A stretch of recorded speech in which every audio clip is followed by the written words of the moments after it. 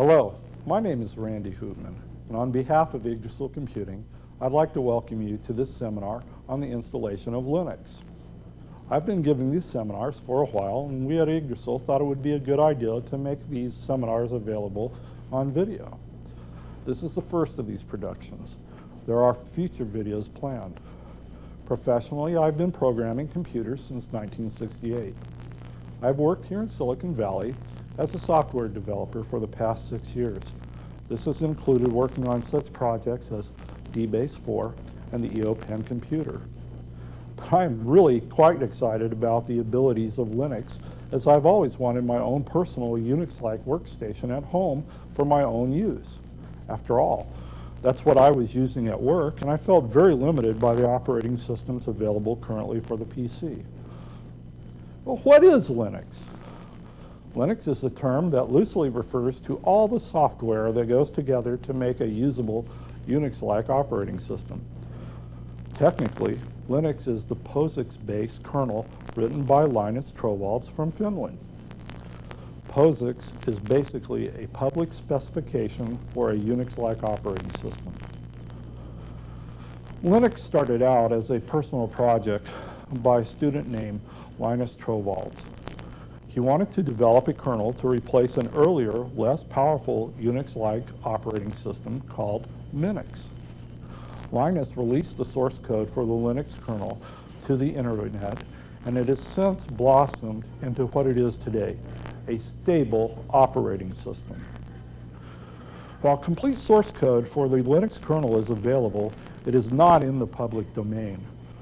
Linux is copyrighted by Linus Torvalds and the many other contributors under the Free Software Foundation's general public license. The Linux kernel is free software, but if you distribute copies of the Linux kernel, you must either include a copy of the source code or take certain steps spelled out in the general public license to ensure that the source code is readily available at essentially no cost.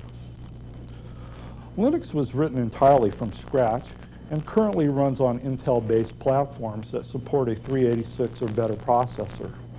There are currently ports to other platforms under the way. This includes the Motorola 68000, the DEC Alpha, and the PowerPC. Linux is developed using an open development and distribution model. This is in contrast to the traditional closed centralized model of commercial software. What I mean by this is that the current version of Linux is always public and anyone can use it. This results in new functionality being released, bugs being found, and corrections implemented very quickly. From personal experience, I know that this can sometimes only take a matter of hours from submission of an improvement to a new public release. This would be an impossible feat for the commercial software industry to match. Could you imagine finding a bug in your favorite word processor and having a fix for it in a matter of hours? Because so many new versions of Linux are offered to the public, Linus has instituted a kernel numbering convention to let people know whether they are getting a stable release or a developmental version. The version number of the kernel is always in the form of 1.x.y. This is where x and y are numbers. If x is an even number, the kernel is intended to be stable. If x is an odd number, then it is a developmental version.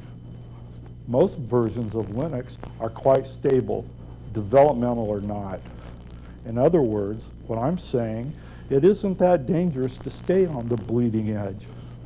Historically, people used to take a Linux kernel and gather different pieces of software from here and there, and they put together their own software system. While some may look back on this romantically, this was time-consuming and complicated. To alleviate these repetitive tasks, people have developed what are known as distributions.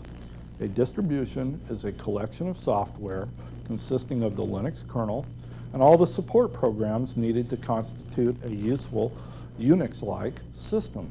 All distributions are called Linux, but the consumer must remember several things. Different distributions contain different support software. The kernel is likely to be different. Also, one of the key differences is the method of installing Linux. Installation varies between distributions.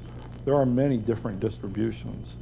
Today, we will be installing the Yggdrasil, the Red Hat, and Slackware distributions. These are the more popular distributions. Well, just what does Linux give you?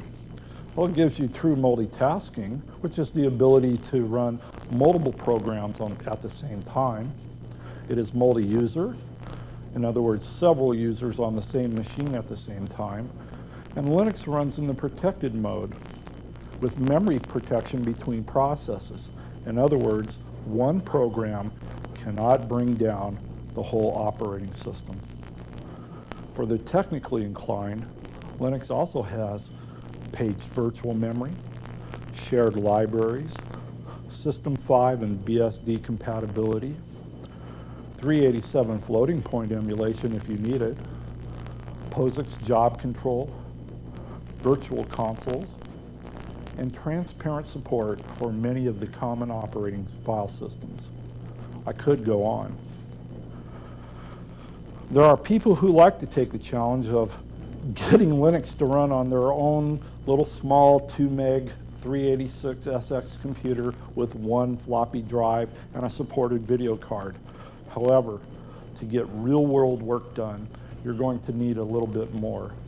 Depending upon your needs, your wishes, and of course your budget, you'll probably want to go beyond the minimum usable configuration.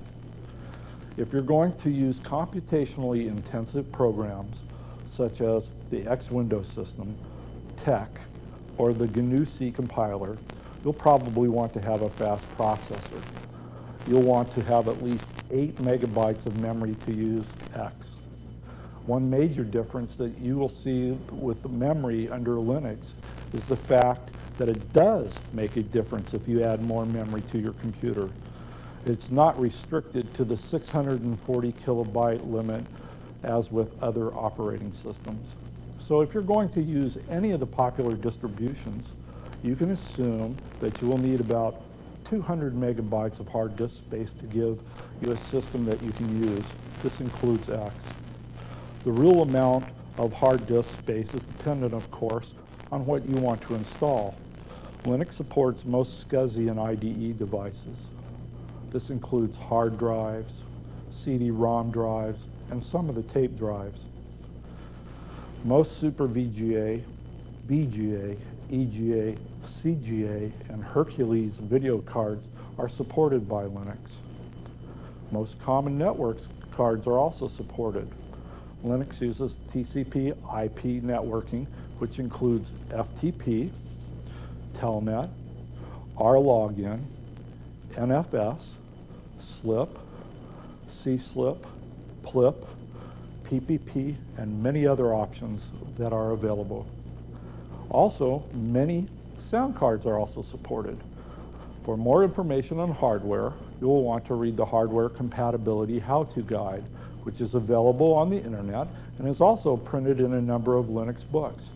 This includes the Linux Bible. Most common Unix tools and programs have been ported to Linux. This includes almost everything from GNU. Many X clients have also been ported. Minor modifications to the source or to your make files are usually all that is required to porting software to Linux.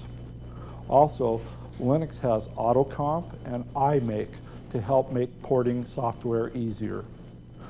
The number of applications available for Linux is enormous. All the basic Unix commands are there. Developers will appreciate the development tools available, from debuggers to compilers, C++ to Perl, and many other tools are available. Many X window managers are available. These include FVWM, TWM, OpenLook, and Motif. Many editors and text processors are also available. These include several versions of Emacs and VI. There are a number of shells, including the Born Again shell, the Korn shell, and T-shell, or the extended C shell. All your popular news readers and mail readers are available to you under Linux as well. And there are too many games to mention. However, I do have to mention the ever popular Doom. It's available on Linux as well. What I have mentioned is only a small portion of what is available under Linux. The sources for everything is available on archive sites all over the world, the most popular being sunsite.unc.edu and tsx11.mit.edu.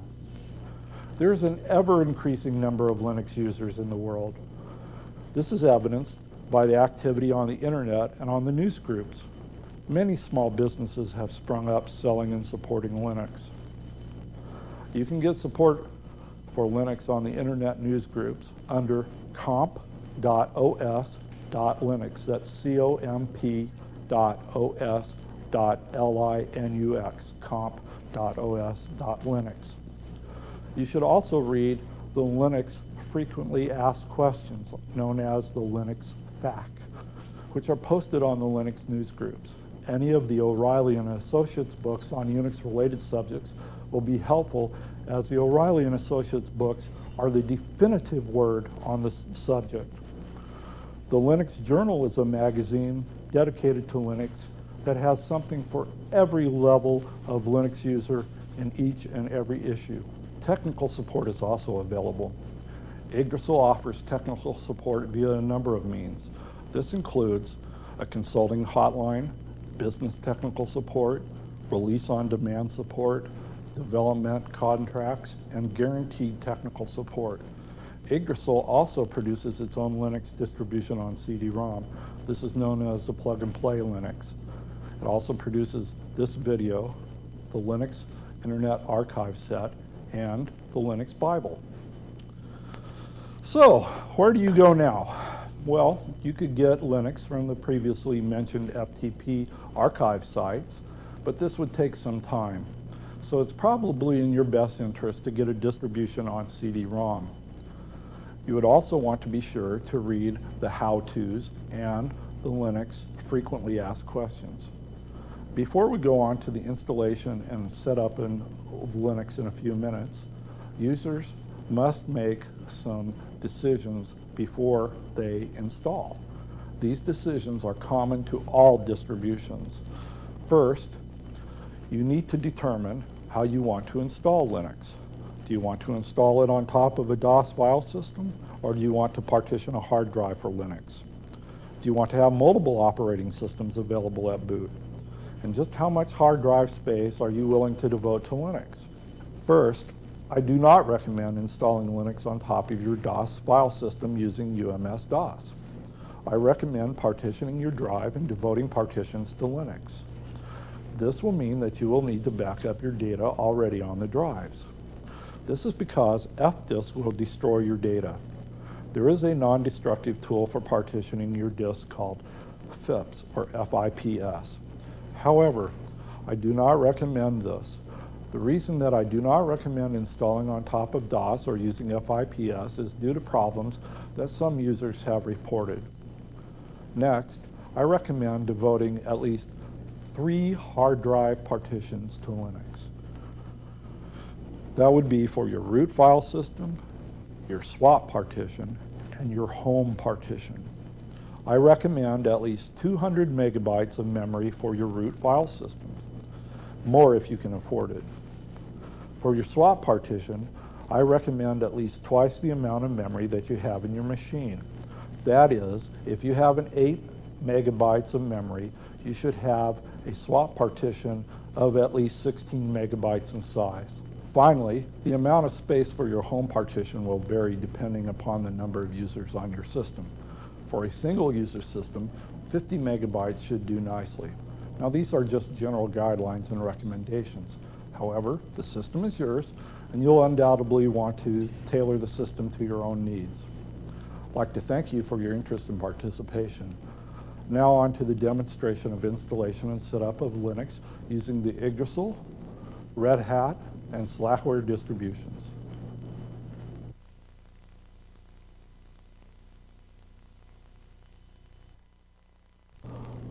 Okay, now we're going to go ahead and start to install Linux onto our machines. We're going to take a look at 3 different installations. We're going to first take a look at the Yggdrasil distribution, and then we're going to take a look at the Red Hat distribution, and then we're following that with the Slackware distribution. What is common in all 3 distributions is that it's my responsibility to install Linux onto the machine, and I need to know exactly what equipment that I have. So, for this demonstration, I have a 486 CPU by Intel in this machine. I have one of the new IDE CD-ROM drives by TIAC. I have a 3.5-inch floppy drive, and I have a 400 megabyte hard drive. I have a video card. The video card that's in this machine is by Diamond. It's a Diamond Speedstar.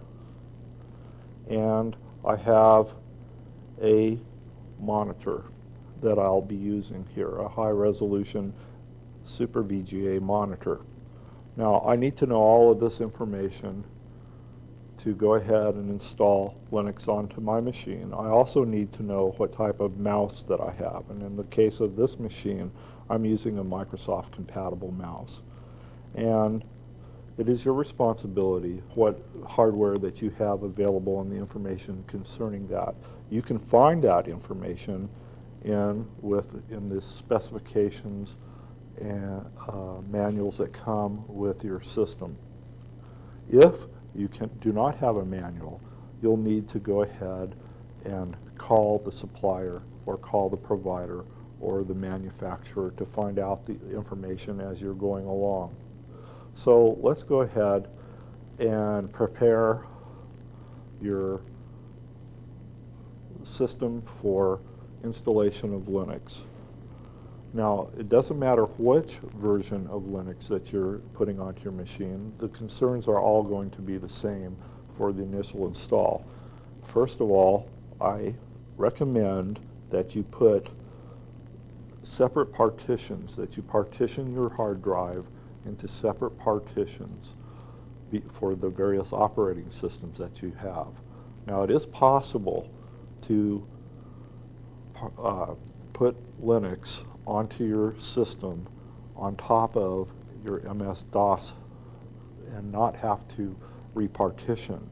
However, there have been some problems noted when people install Linux on MS-DOS, and I do not recommend that you do that.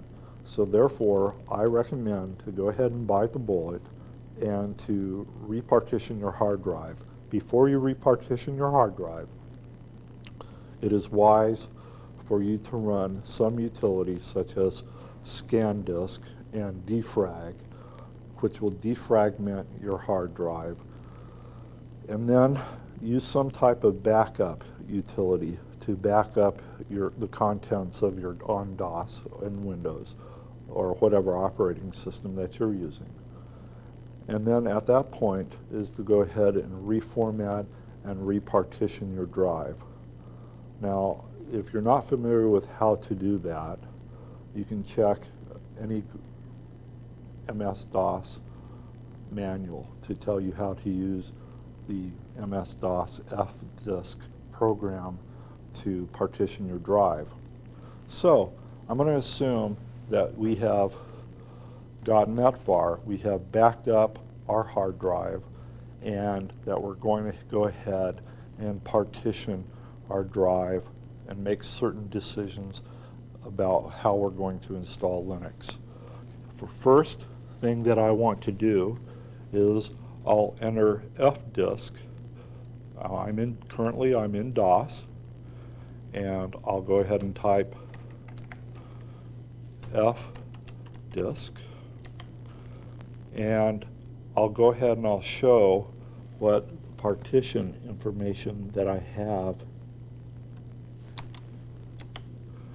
And at the current time, I have one partition set aside for DOS. I'm using 25% of the disk. In other words, I set aside 100 megabytes for MS-DOS. And that's what I have. The rest of the disk I'm going to install Linux on. So let me go out of here.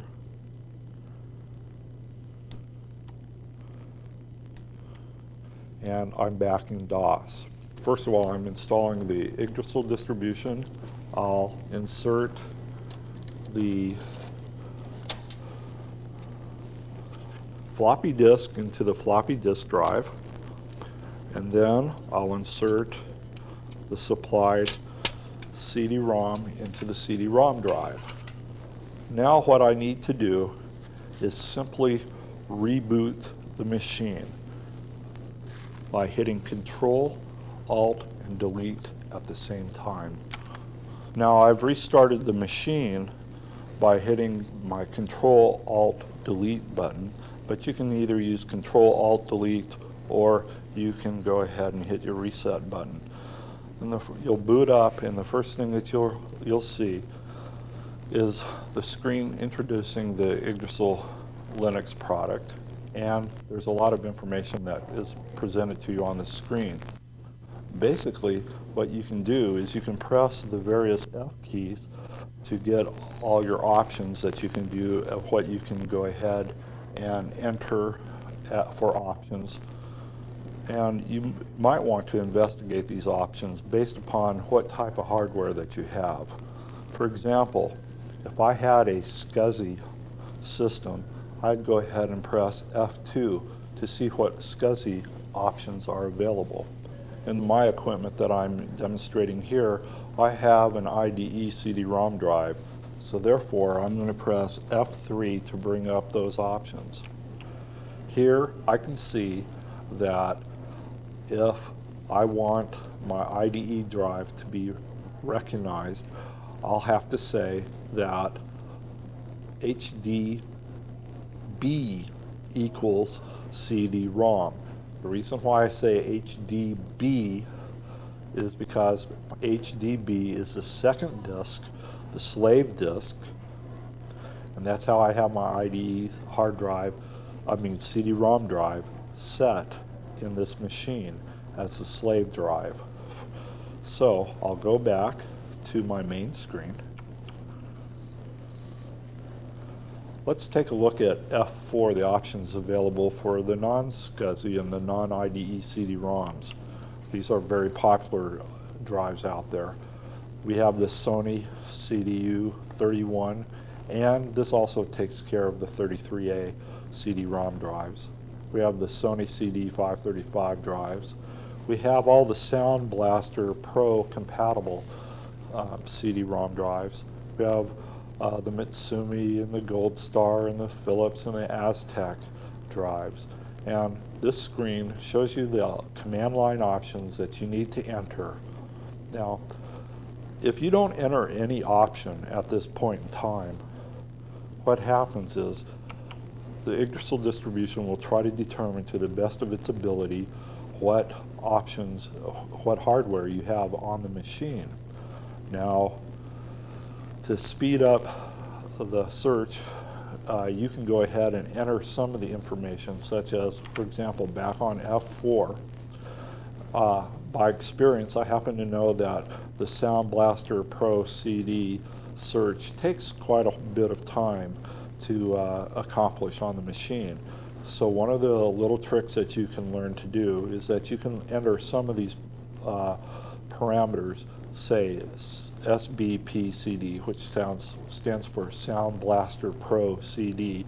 I can set that equal to 0, which will turn off the search for that. So that's what we're going to be doing here.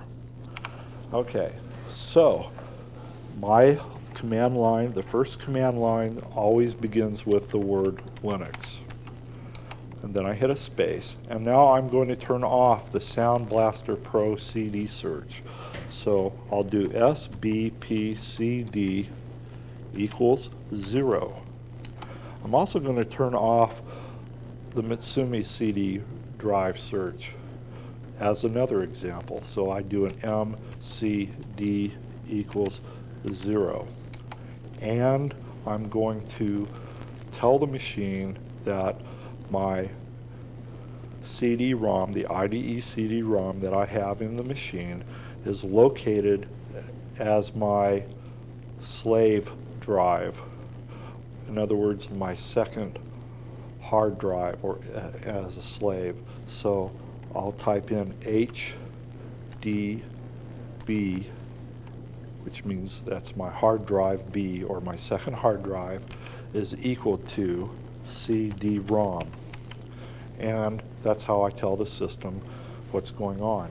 Now I can key back and forth between all the various options. For example, I can go to F4 and notice that I can see what the proprietary non-IDE, non-SCSI CD-ROM information is, but it'll still keep the lines that I typed in, the command line, still on the screen, and I can enter information. So I can go back and forth between the various options, like here's the IDE controller options, or I can also go back to the main screen by just hitting F8.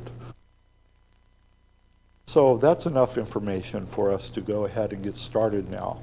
So I'll simply hit enter at this point in time, and the machine will go ahead and start looking to see what type of hardware that you have.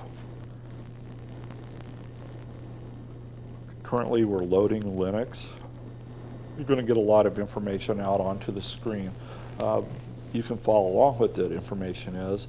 You really don't have to be concerned with a lot of it. For example, right now, because I didn't say that ignore the Aztec CD-ROM drive, it's doing an Aztec CD-ROM search, but that doesn't usually take that long. So therefore, we're just going, this is just all informational, information being presented to you. There's not really much to be concerned with. You don't have to do anything at the present time. Really, this information is valuable to you if, for some reason, your system, you can't get it up and running and you need to get some tech support. Perhaps the person that's providing tech support to you will ask you certain information from these screens. Otherwise, just sit back, relax, and ignore this.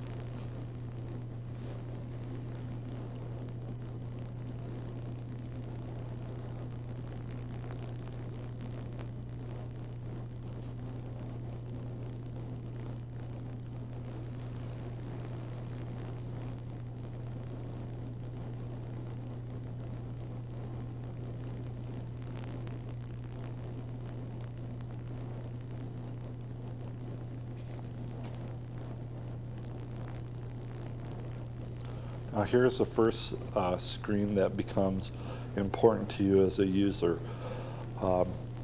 Right here is where you get to log into and begin either the installation of Linux, or you can take a look to see what is available in the Linux. So the first thing that you need to know is that here's where you type in either demo or guest or root or install. If I type in demo, I will see a demonstration of some of the capabilities of Linux under the X Windows system. When I type demo, I'll be asked for certain information such as the type of mouse, the type of video card, and the type of monitor that I have. And that way the machine can figure out how to set up the X Windows system to show you the demo. Guest, if you log in as guest, you'll be able to explore and experiment with the system to a limited ability. If you log in as root, you'll be the super user, and you can do certain systems administration at the time. But what we're primarily concerned with is the first time install. So at this time, we're going to type install. We've hit enter.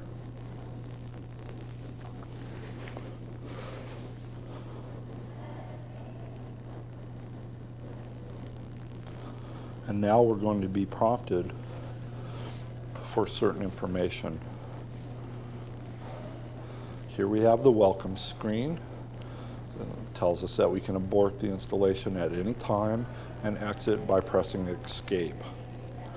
So otherwise we're going to be using the up and down arrows, and we're going to be using the arrow keys to navigate through the list, and we'll press space to toggle on and off options, and we can use the tab key to select between the various options at the bottom of the screen. So we'll go ahead and say OK here by pressing the enter key. The first screen that you're going to see is it's going to ask you what type of keyboard you would want that you're using. For this demonstration, I am using a United States keyboard. But if I wanted to change keyboards, all I'd have to do is navigate up and down with the arrow keys. And for example, if I wanted to select Danish, I would go to that, and then I'd press the space key. Notice that the indicator has moved saying that I want to install a Danish keyboard. So let's go ahead and make sure that we go back to the United States. I'll hit the space key at this time. And now my keyboard will be for the United States, and I'll go ahead and press OK by hitting the enter key.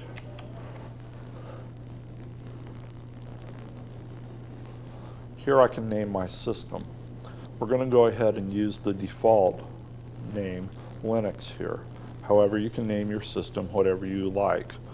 For example, foobar, whatever you perhaps want to enter your system domain name here if you have a system domain name.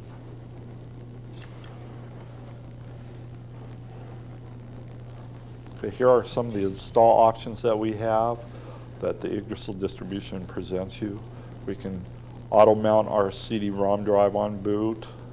We can activate the guest account. We're going to go ahead and use the default options that are available here. But if you want to, for example, you can navigate down using the arrow keys down to make boot floppy. Just go ahead and toggle on by hitting the space key. But we're going to just use the default options. So we'll hit OK by pressing enter.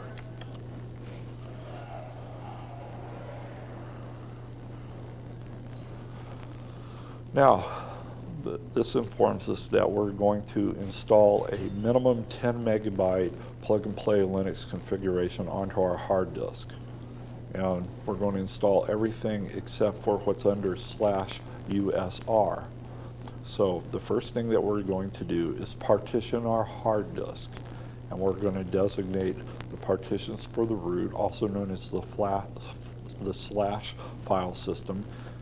And optionally, we're going to put on the swap and personal directories, which come under the home partition. That is optional. However, I do recommend that you do that. I recommend that you minimally have a root file system, a swap partition, and a home partition. So we'll go ahead and proceed by hitting the enter key.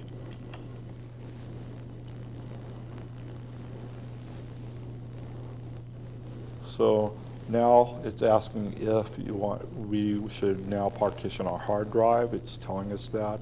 And we should create a root partition to hold our files, as well as a swap partition and a home partition for our personal files.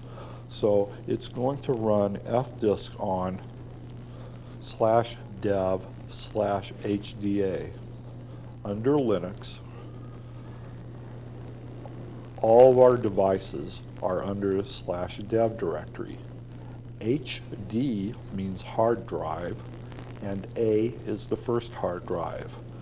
HDB would be our second hard drive, and so on. So we want to run, because we only have one hard drive in here, on our first hard drive, which is /dev/HDA. That's where we want to run our fdisk on.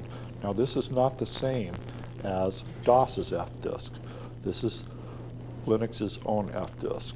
So we'll go ahead and begin the partitioning now by pressing OK.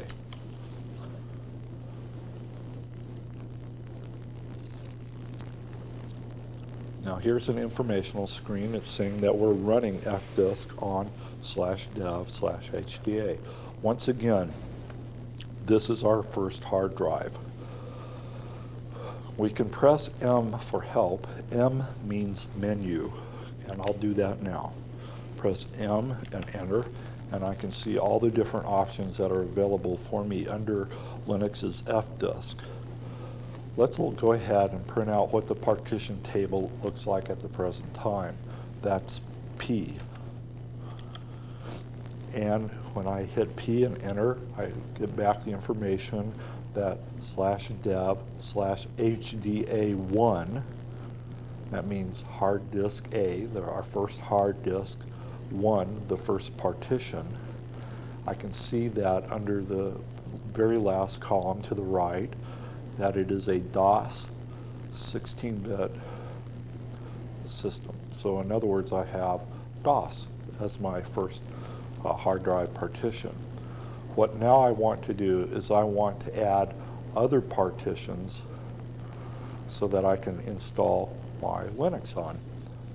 So as I can see above, N will add a new partition.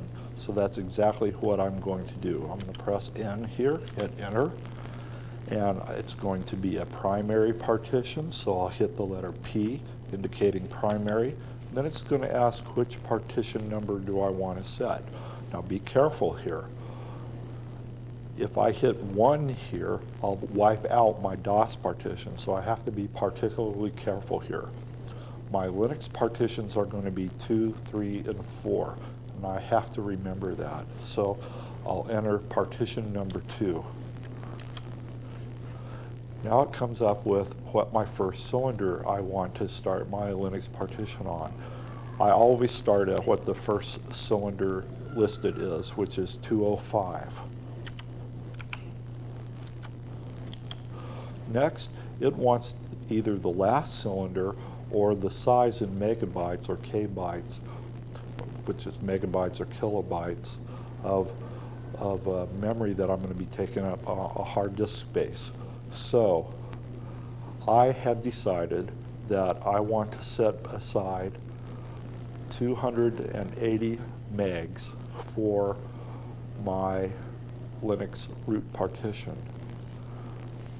I recommend that you have at least 200 meg for any Linux system that you're going to be installing on. You should at least reserve 200 megs of root partition. So what I'll do here is I'll enter a plus, and I'll hit 280 capital M for megs, so 280 megs. Now I'll hit enter. Now if I hit M for help and I press P for the partition table, we can see that we have HDA1 is a DOS partition and HDA2 is a Linux partition, and of approximately 280 meg in size.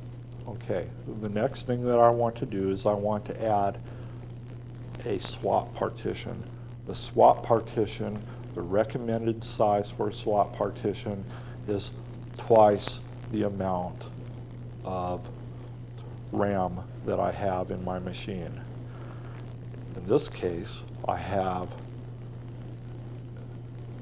16 megs in this machine, but what I really don't need to have that large of I don't need to have a 32 meg swap partition in here.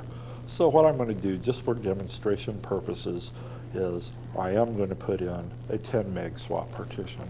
So I'll hit N for new. It's going to be a primary partition.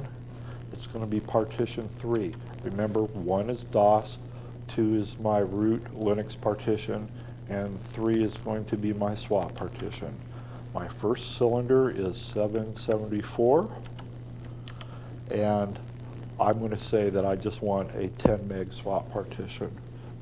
Like I said, it's a good idea for you to go ahead and set up to have a swap partition size twice the amount of your RAM. Okay, so I want to have my last partition. My last partition is going to be my home partition. This is where I keep my private files, non-system files, just files for my users. It's also going to be a primary partition, and this is going to be primary partition number 4. So my first cylinder is 795, and my last cylinder, it's okay because this is my final cylinder, my final partition that I'm going to be entering here. All I need to do at this time is just to hit what the last cylinder is. So in this case, it's 826.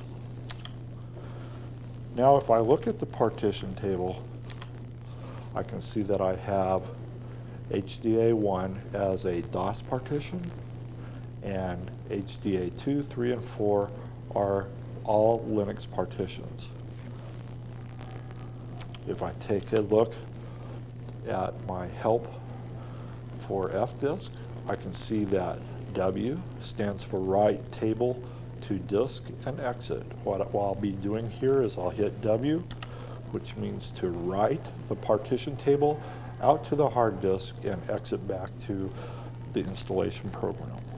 So that's what I'll do here.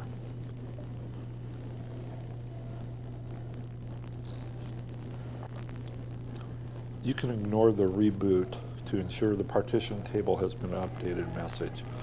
The syncing disks means that it's making sure that the disk information is synced. And now we're put back into the installation script. And the first thing it asks is, where do we want to have the root partition put on? And it has by default /dev/HDA2, which if we look, that was exactly where I wanted to have the root partition. If it was some other partition, then you could go ahead and edit this and make that the root partition. But this is, I'm happy with this, so I'll go ahead and hit enter, and that'll be okay. This next screen, it's asking us to set up our swap partition. Now the swap partition is used basically for administrative purposes for the Linux operating system itself to use. It uses it to swap in information and out information, such as virtual memory and etc. Things like that. And that's what the swap area is used for. The larger the swap area that you can go ahead and set aside, Linux is going to go ahead and use it efficiently.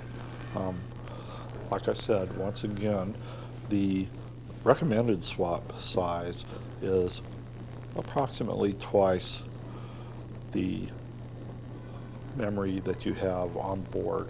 However, for this purposes, for this demonstration, we've set back just a 10 meg partition. Our next partition that we're going to set up, like I said, is the swap partition. It's asking us which is the swap partition, and I need to enter that now. It is /dev HDA3. Be very careful as which one that you're designating as what. We've already set up HDA2 as our primary root partition. Now we're setting up HDA3 as our swap partition. If you were to type in some other partition except for this one here, such as HDA1, we would overwrite our DOS partition. So we have to be extremely careful when we're entering these parameters here. So I'll press enter, And it's asking us which one that we would like to have as our home partition. And it's defaulted to HDA3, but that was our swap partition. So I need to correct this. I need to backspace and I'll hit HDA4. Once again, that's hard disk drive A, which is our first hard disk drive. And this is partition 4, and that's going to be our home partition. Press enter, which will activate the OK. So it's saying here that it cannot mount our home partition, and should I run mke2fs on it? What that is, that's a utility to format that partition. E2fs stands for the second extended file system, which is the default file system that Linux uses. So what mke2fs does is it formats the partition to be a Linux partition, and all data will be destroyed on that. And of course, we're just installing it, so that'll be fine. So we'll hit OK and return for yes. And now comes some more information screens. It's just telling us that it is, in fact, formatting the hard drive, partition 4.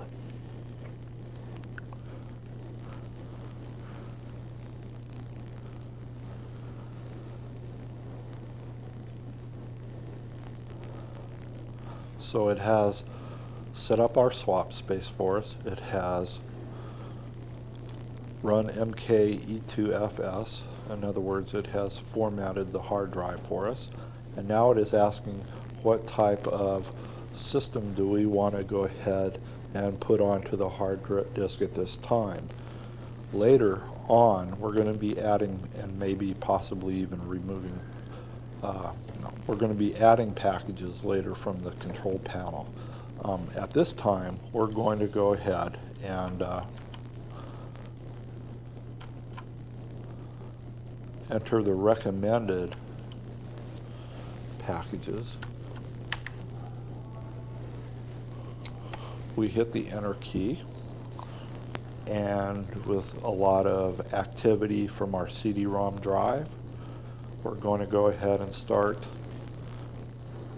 The CD-ROM will transfer information to the hard drive.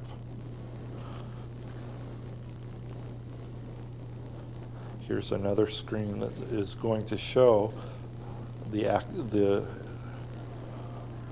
activities that are happening. It's going to show that we have a bar graph, and it will show how much of the system that we have that we're installing. And it's informing us that in case it takes long enough, the screen blanker will come on, will blank out the screen. Don't be concerned. Just reach over and hit the shift key, and the screen will come back on.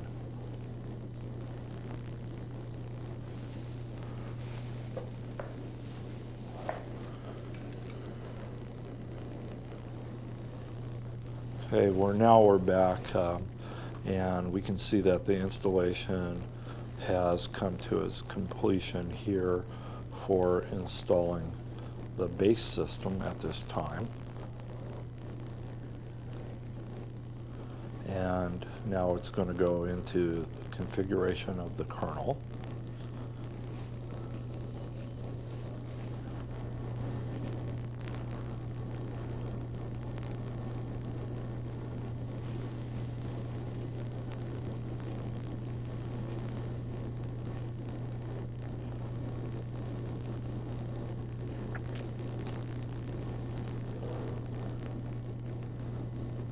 And now it's going to go into the installation of all the software packages under the recommended that you chose earlier. This is going to take quite a while.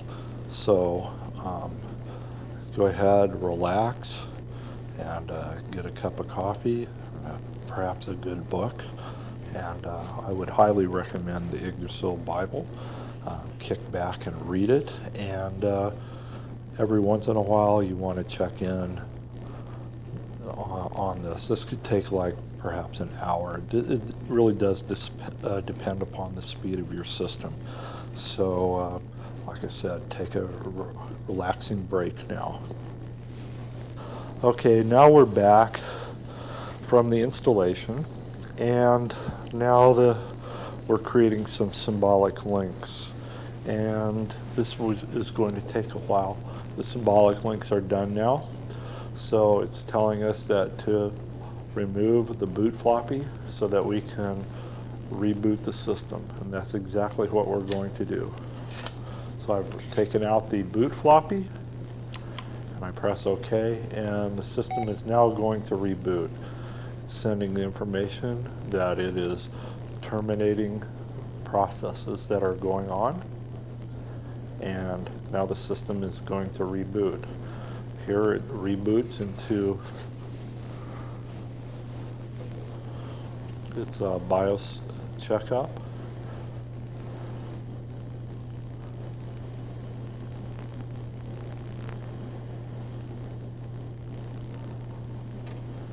And here we are, we are booting up to our boot selection here. This is known as Lilo, or the Linux loader. I could select from which partitions I wanted to boot from.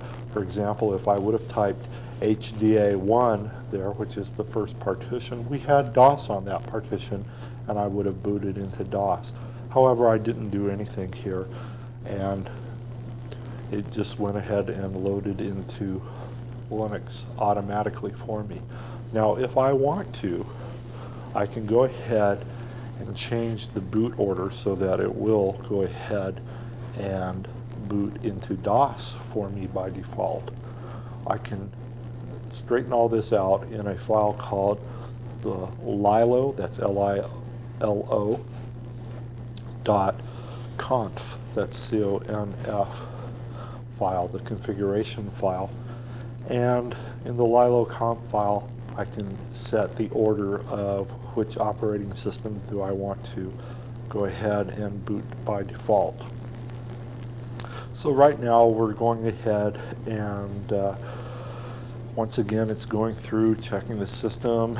It's going to find our hardware and it's going to boot for us.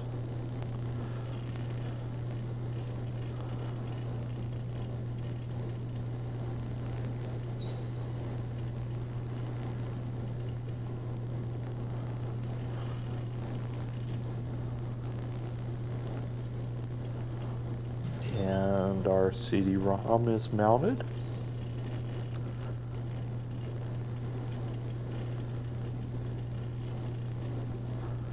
And now it's doing some post-installation setup, and this will take some time, but you're never going to have to repeat this again.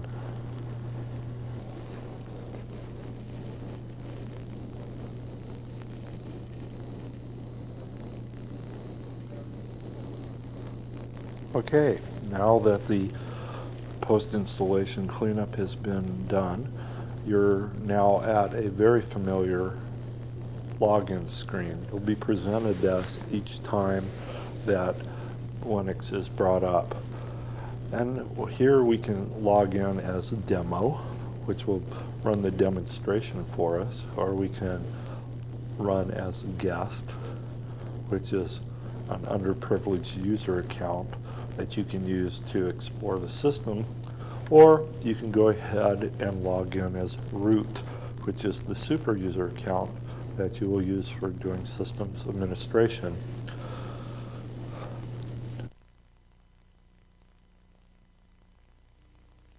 At this point, we're going to go ahead and install X Windows. So what we need to do is log in as root.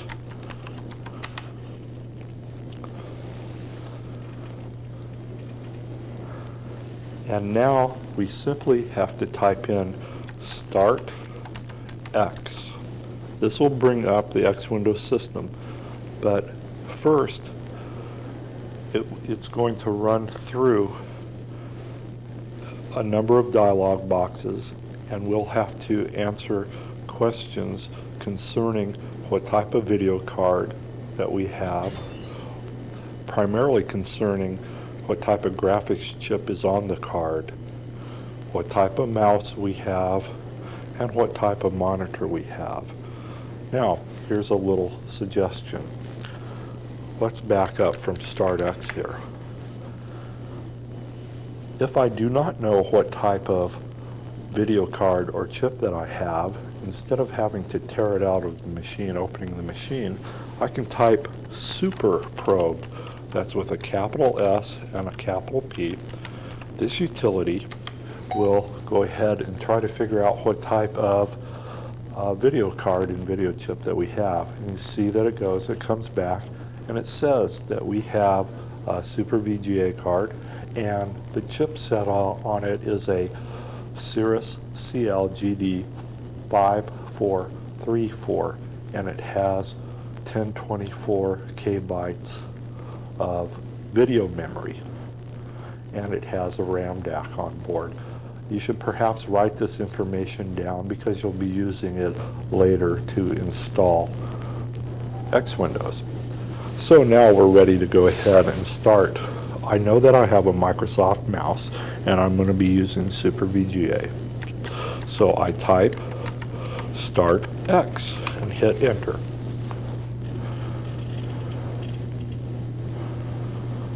The first dialog box that's presented to us is what type of mouse that we have.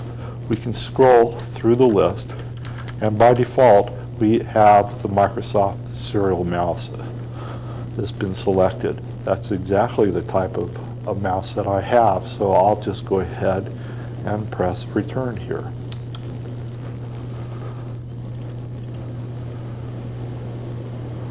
In this dialog box, it's going to ask where our mouse port for our Microsoft Serial mouse is going to be at. On the left-hand side, you'll see TTY S0 through S3, which matches COM1 through COM4.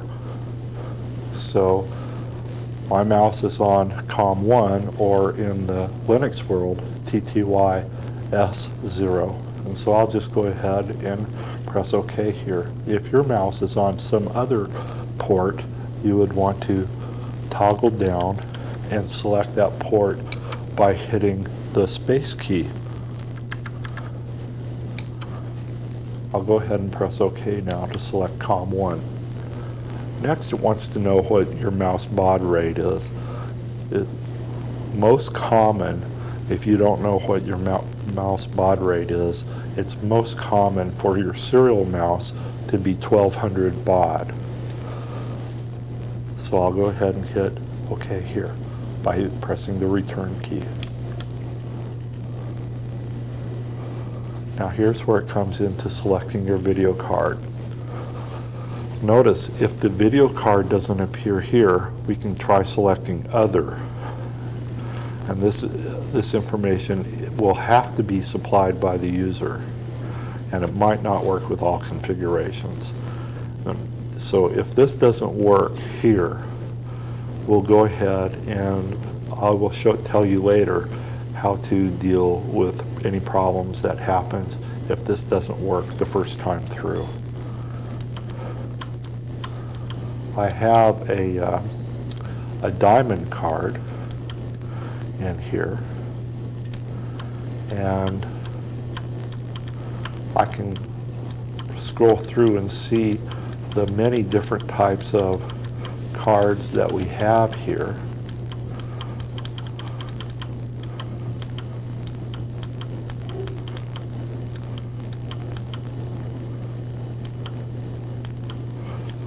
As you can see, there are many different options here that I have. But I want to go ahead and I'll select the diamond card that I have. I have a Diamond Speedstar. So I'll select OK here.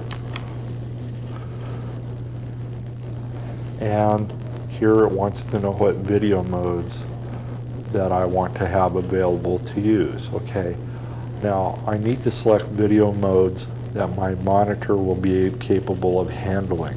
I can find this information out by looking in the documentation that comes with my monitor. This is something that you need to pay particular attention to.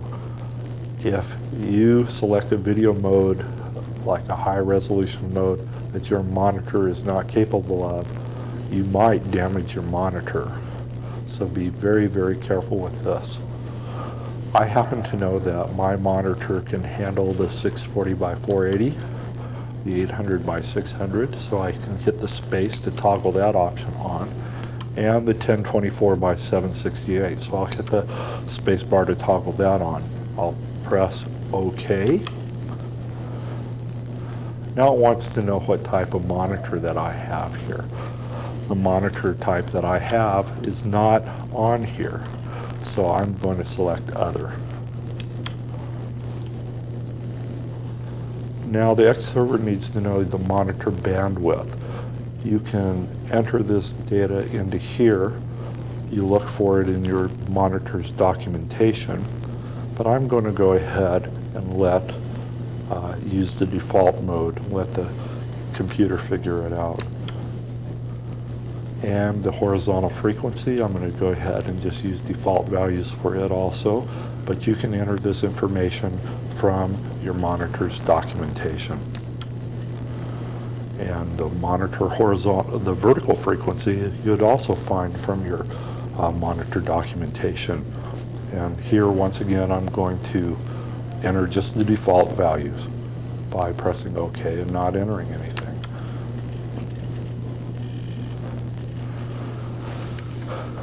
What the computer has just done, it has created what is known as an XF86 config file. And now it is attempting to bring up X windows for us. Notice that I have the cursor, the mouse cursor. It's able to move around. Therefore, I've selected the correct mouse type and mouse port. That's a good indication there.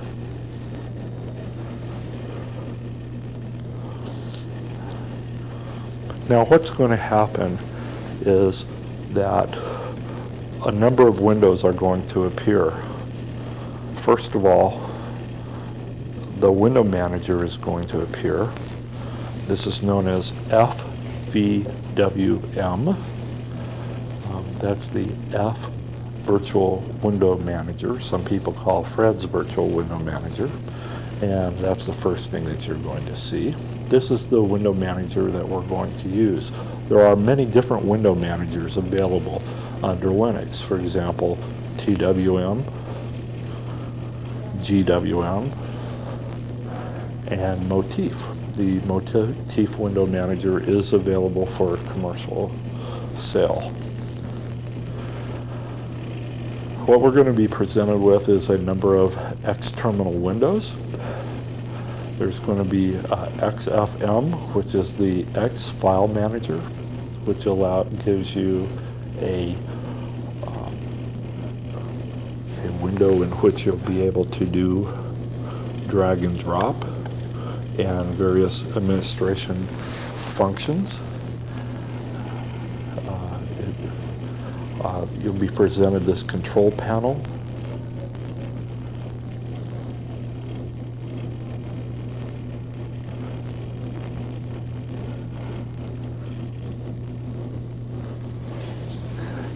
Okay, here's the file manager, and here's an application manager. The file manager I can navigate through my directories with. And this is a very highly customizable environment. This file manager window along with this applications window is part of what is called the XFM, and it is highly configurable. So you need to see the documentation on that. What's important at this time is the control panel. This is very unique to the Yggdrasil installation program.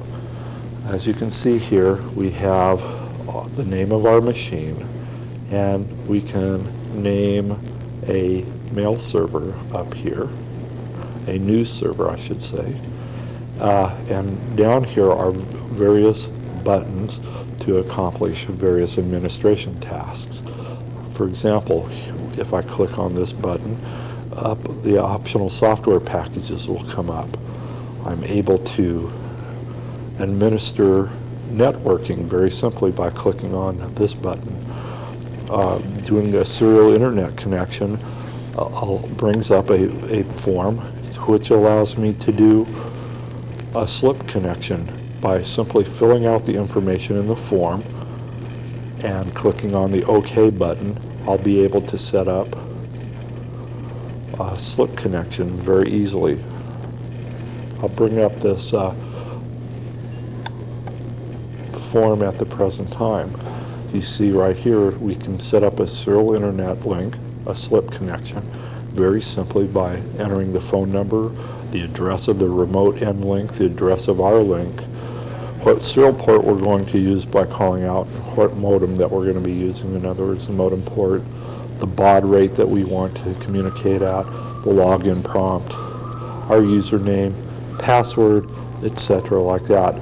If I just go ahead and set save right there, this will go ahead and build the files that will allow me to, when I log onto my machine, I turn my machine on, because of the activate serial connection at boot, when I turn on the machine, it'll go ahead and dial into my internet provider and set up a serial link, a serial internet link via slip to my internet. So I'll be right onto the internet as soon as I log in. Another thing that I can do is I can easily configure my printers by bringing up a printer dialog. Here I can go ahead and name where my printer port is. Notice that I get online help in the pink area here for each thing that I do. I can do a remote printer, and then I can select what type of printer that I have through this scrolling list of printers. All I have to do is merely select which one, and it will go ahead and set up my print files for me. One of the most important buttons on this control panel is the optional software packages. If I click on this button, this is what brings up the form of all the optional software that I can install from the CD-ROM onto my hard drive. The reason that I want to do that is that it will cause the software to run faster instead of having to run it directly from the CD-ROM drive. So here's the window that we're going to bring up, and it shows a number of icons on here. If I go to any of the icons, you'll notice at the top there is an explanation of what that icon is for. For example, I go over to editors. It's the parent component for text editor programs such as Emacs and VI. There's games, sound, administration, development tools, etc. You can go explore any of these at your leisure. Let's go ahead and let's take a look at the COM programs. What I can do here is I can install the whole package by simply clicking on that package, or what I can do is I can select individual programs to install by double clicking on the icon, and it will take us and show exactly what is available under the COM communications package. We have eFax, which bringing the cursor over to any of the packages will show you at the top exactly what is in that package or what the function of that package is. Let's take a look at eFax. It's a program to send and receive faxes through a fax modem. If we want to install that, we just have to simply click on that. Minicom. Minicom is a telex-style terminal program that can be used to dial out on a serial line. That's very useful. So This is what we can go ahead and use to install these packages with. Here's Lynx, which is a text-based World Wide Web browser. Very nice. When we're done selecting and installing various options, we can go back to the main control panel. Installation for the optional software packages by simply clicking on the arrow.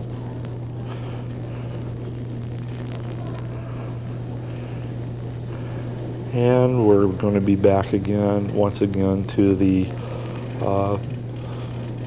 main window for optional software. Let's go ahead and look at, for example, development tools.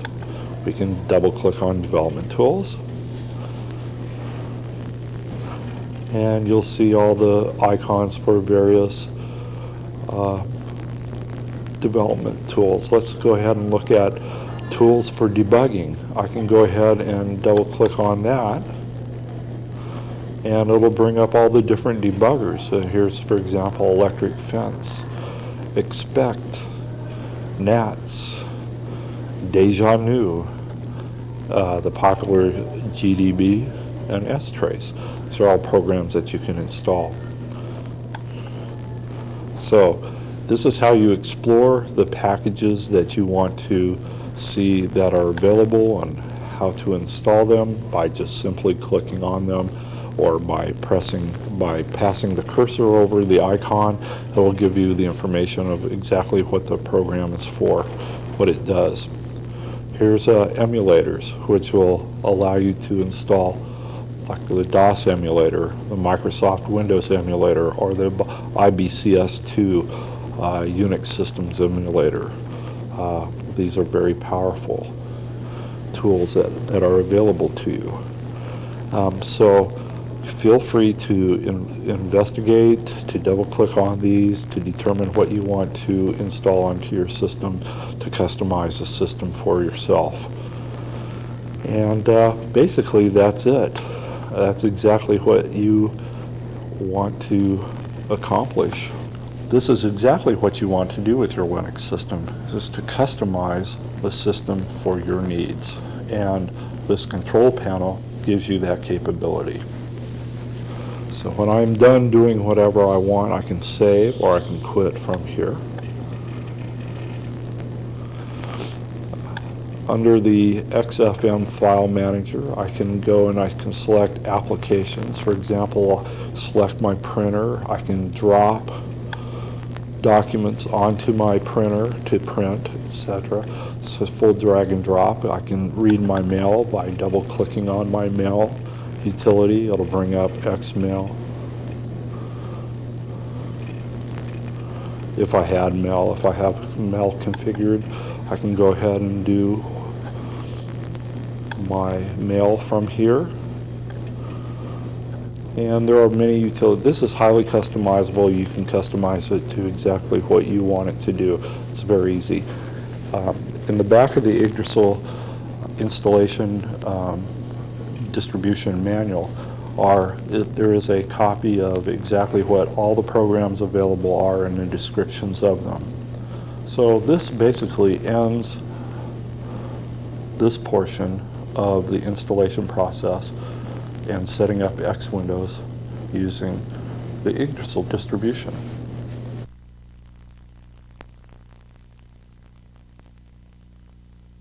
In this next portion, I'm going to demonstrate the installation of the Red Hat distribution.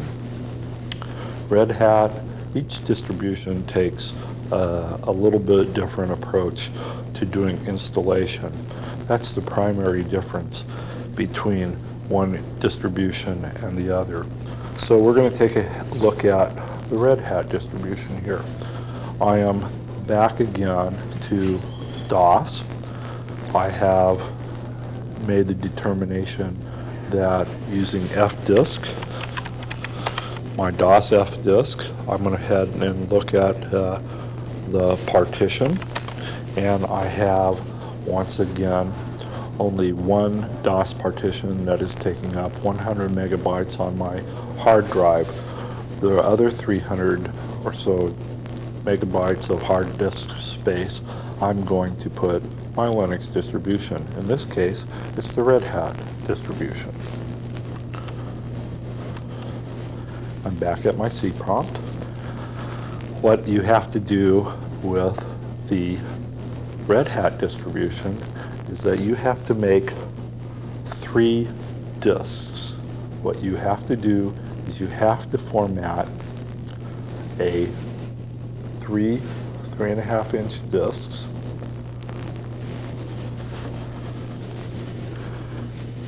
You insert your CD-ROM, and now I'll go to my CD-ROM drive, and I'll list the contents of the drive, of what's on the CD-ROM.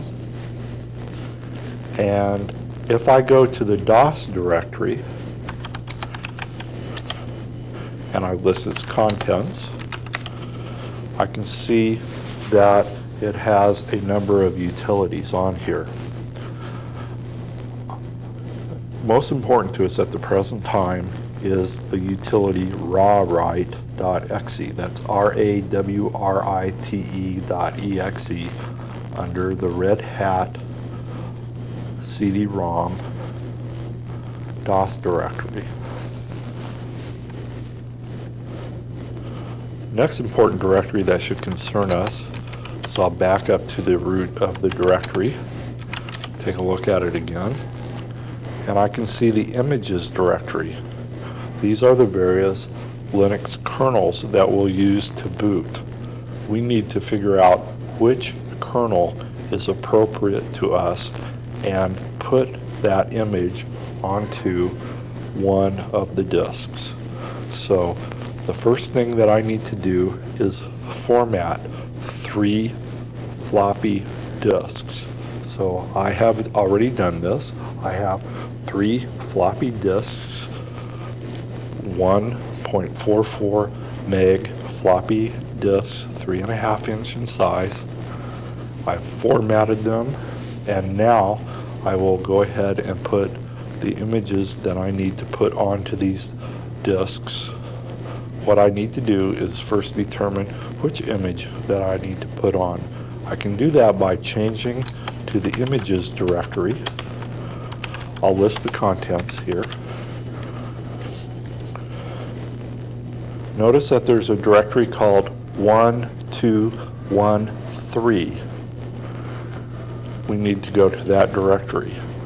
Those hold the kernel images for Linux kernel number 1.2.13.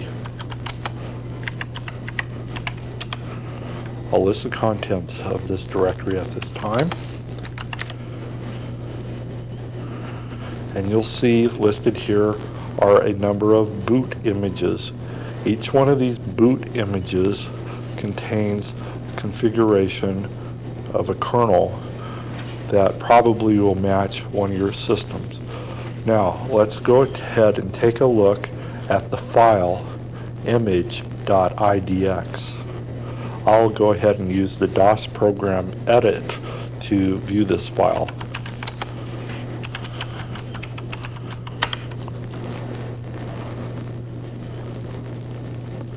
Here it shows in the left-hand column the last 4 numbers of the boot images of the files that we just saw earlier. On the right-hand side is a description of what type of system that we're going to install it onto. For example, if you look at the very first line, it'll show that it has IDE/Atapi or SCSI. In other words, if I take the boot image boot 0000, I will be able to utilize that boot image on a system that has an IDE CD-ROM drive. That's exactly what my system has, and that's the one that I will use. The second column, if you notice, says none. That's because the second column indicates if it has a SCSI adapter of some sort. In my case, on my system at the present time, I have no SCSI drive. The third column, which also says none, is a column that indicates what type of networking card that I have. So, if I have a network card and or a SCSI card along with my CD-ROM drive, I would need to go ahead and preview through this list to make determination which kernel that I need to go ahead and use. In our case, we're pretty lucky because it is just image 0000. So knowing that, I'll exit the edit program.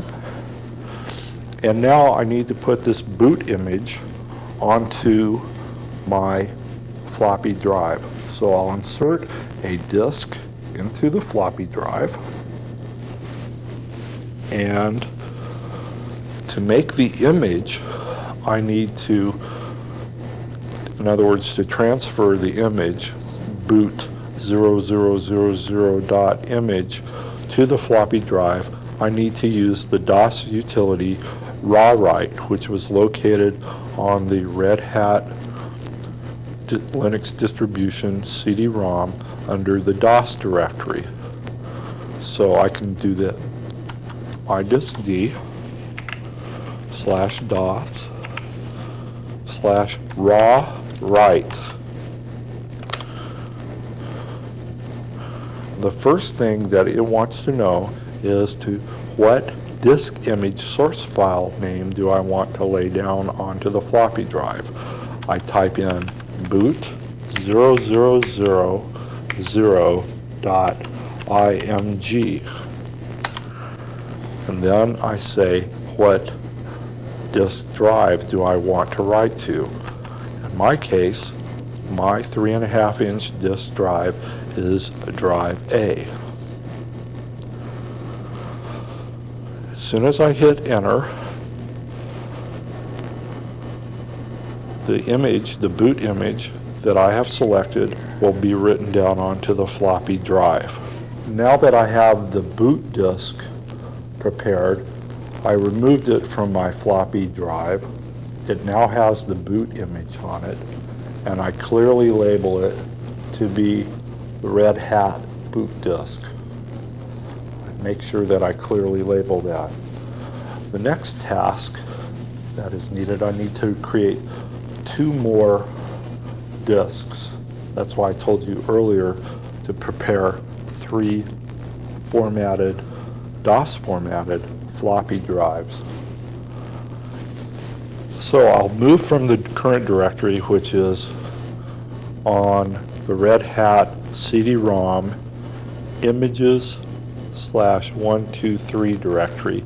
I need to back up one directory, so I'll do a CD space ... which will move me back one directory in DOS to the images directory. If I do a listing here of a directory listing, I'll see 2 files, ramdisk1.img and ramdisk2.img. I need to put each one of these image files onto one separate disk. In other words, I'll put ramdisk1.img's image onto one floppy disk, and then I'll put ramdisk2.img on the second floppy disk. I'll be using the rawwrite utility like I did previously, and after I'm done, I'll label the disks Red Hat Ramdisk 1 and Red Hat Ramdisk 2. Now all of this is in the Red Hat distribution installation manual. So once again, I'll access the rawwrite utility, which is in the Red Hat Linux distributions DOS directory.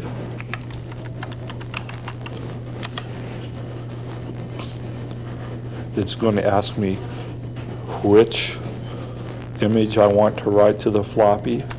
It'll be RAM disk 1. 2.img, and it'll ask me what target drive. I'll enter the target drive, I'll go ahead and do that, and then I'll repeat this process again using raw write to the second disk, and I'll use the image ramdisk2.img. Now that I've made all 3 disks for the Red Hat Linux distribution installation procedure, the first one I had made was the Red Hat boot disk from the boot images, and then I made RAM disk 1 and RAM disk 2 by using the raw write utilities in all 3 cases. Now I'm prepared to do the Red Hat installation. I insert the Red Hat boot disk into my primary floppy drive, and I reset my machine. Control-Alt-Delete will do.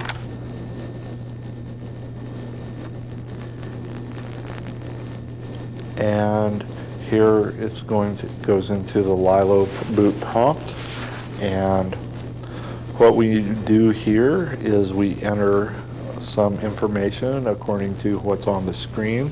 For example, I say that I first give the word Linux, and then I go ahead and say HDB, which is my second hard drive. In other words, hard drive B is equal to a CD-ROM. That's because my IDE CD-ROM is set as the slave on my IDE. So it becomes HDB equals CD-ROM for that reason.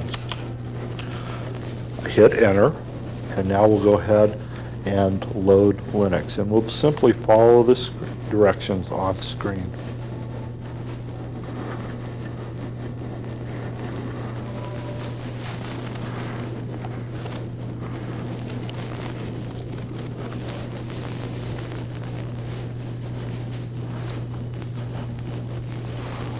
Notice now that it's asking us to insert a RAM disk floppy. I'm going to eject the boot disk that I created, and now I'll insert RAM disk 1 and press enter.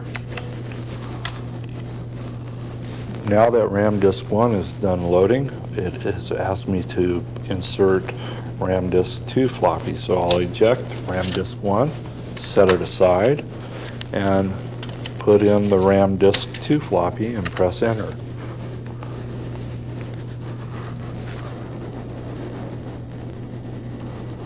And I'm brought to my introduction screen to the Red Hat Commercial Linux installation program. So I'll press enter here, and now it has asked me to remove the root 2 floppy and to reinsert the boot floppy. That was the very first floppy that we had made. Press enter. And it asks us now if we want to do an express install, which would be the simplest installation. And for this, we do want to do that for this demonstration. It's asking if we're going to be doing an FTP installation. That's using the FTP file transfer protocol, and we're not going to be using that in this example. We're going to be installing from the CD-ROM. We're going to answer that no. We'll move to no. We can do one from the X graphical installation, or we can do a text-based install. We're going to go ahead and take the graphical installation. Now, if we're using OS2 as a file system, as one of the operating systems on our computer, we need to use, and we want to use the OS2 boot manager, we need to take special precautions and special considerations. In this case, since we're not using OS2, we can go ahead and just continue here. Now, we have to have one or more free partitions for our Linux file system. So once again, we're going to go into the Linux fdisk, and partition our disk, and that's what we're going to do now.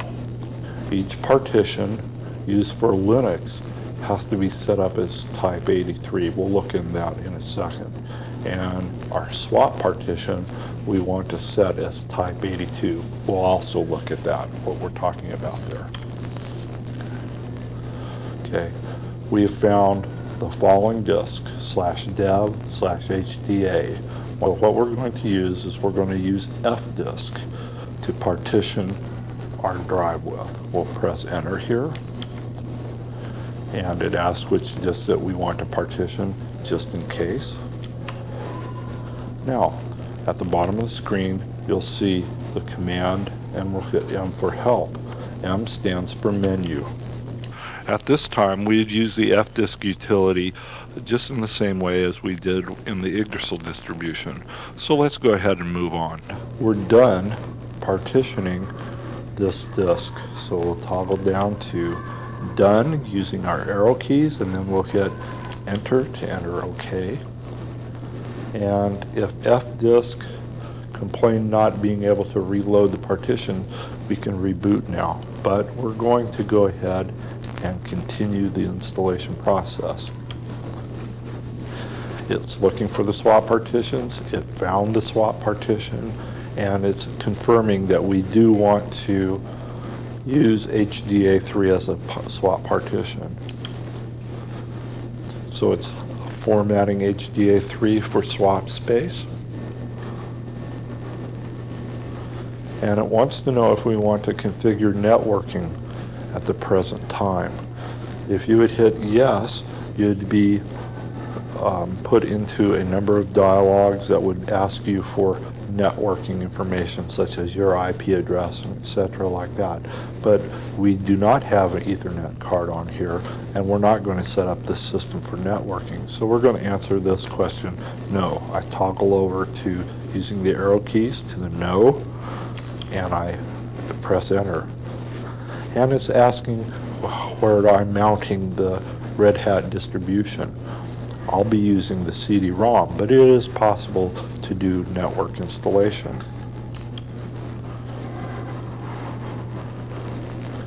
It has found successfully that the Red Hat CD-ROM and the second drive on the primary IDE interface, which is on device HDB. It's asking if that's correct. And then it asks, what type of mouse do I have? I have a Microsoft Serial mouse. And it wants to know what port that I have. And it is indeed on COM1 or /dev/TTYS0. It wants to know what type of video card do I have.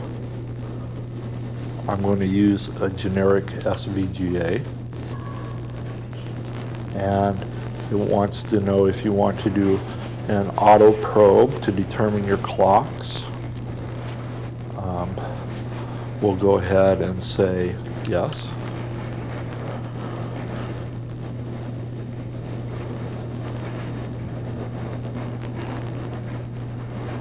And it has correctly found our chipset. And it has correctly identified the amount of memory that's aboard. And it has identified what it believes to be the clocks. We can answer yes to that. And now we can check, select some type of monitor that we have, and the generic multi-sync. I want to select the 640 by 480, and I want to do the 800 by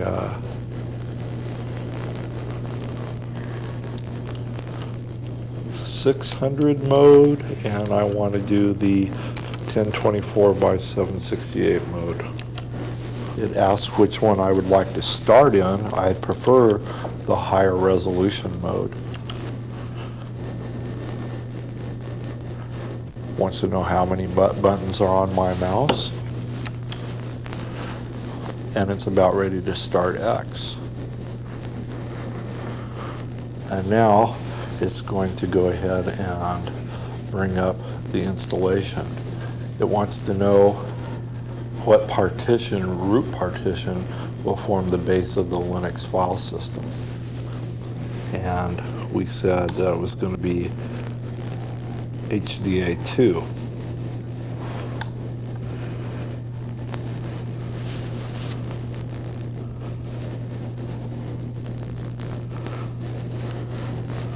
So notice HDA2 has been set aside for the root. That's known as the mount point.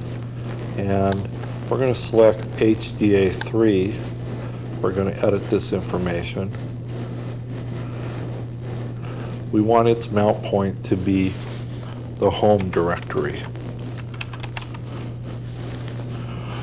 So we set aside HDA4 for. Notice that that's how we set everything. We can go ahead and say that we're done with that. And would we like to format these partitions? Yes, we would like to format both of them. So now it'll go into the formatting of HDA2, which is our root partition, and HDA4, which is our home partition. Here, the Red Hat distribution scans the disk for the available packages that are able to be installed. Red Hat uses what's called RPM, which is the Red Hat Package Manager. This RPM allows a user to install or deinstall software from their disk.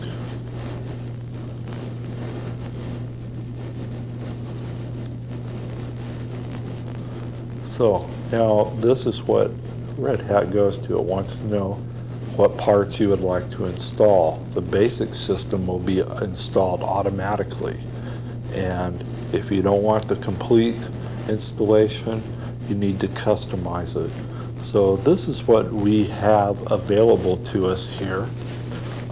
What I would like to do at this time is we'll turn some of this off. We'll turn the development and documentation off and games off, and we'll just have X Windows, X applications, some other applications, and games installed right now.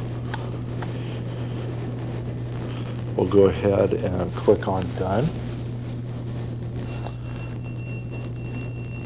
And now we'll go ahead and it'll do the installation process to install the rest of the system at this time. So this is going to take a little while. So once again, kick back, read the documentation manual from Red Hat, and find out more information about your system. Okay, well, now we've finished the installation. That took a little bit of time, and now we're going to go ahead and copy the kernel to the hard drive. And we'll go ahead and set our clock to local time. I believe it's set to local time, but we can always change that. And now it asks what time zone that we're in. We're in US Pacific.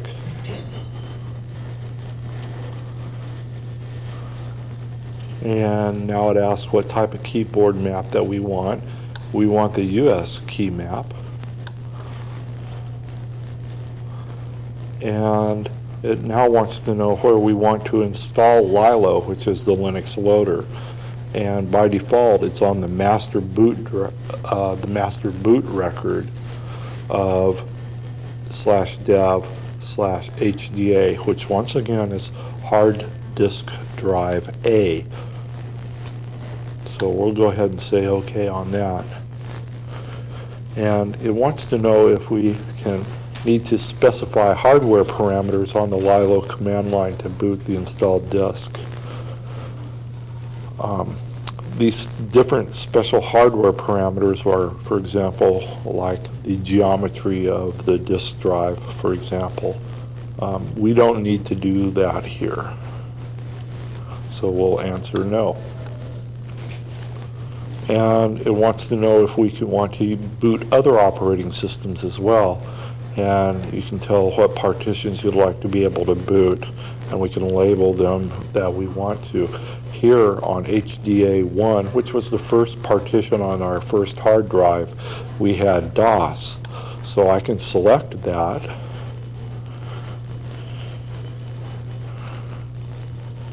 And I can edit it, and I can call it DOS. I'll say that I'm done with it. And then the Red Hat lists out what the Lilo configuration file will look like. And wants to know what that we should do with this configuration. We'll do an install. What happens is that this configuration file will be used by the executable called Lilo, which will put the boot sequence on the master boot record for us. Now we need to pick a root password, and we'll just go ahead and use Red Hat in this for demonstration purposes here.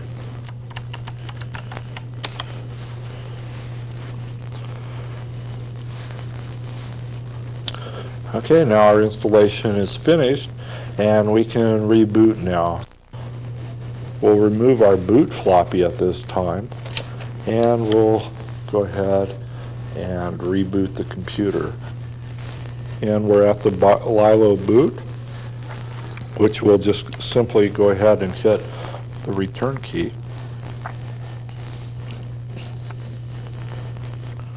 Which will bring us right back into Linux. So it looks like everything went well during the installation.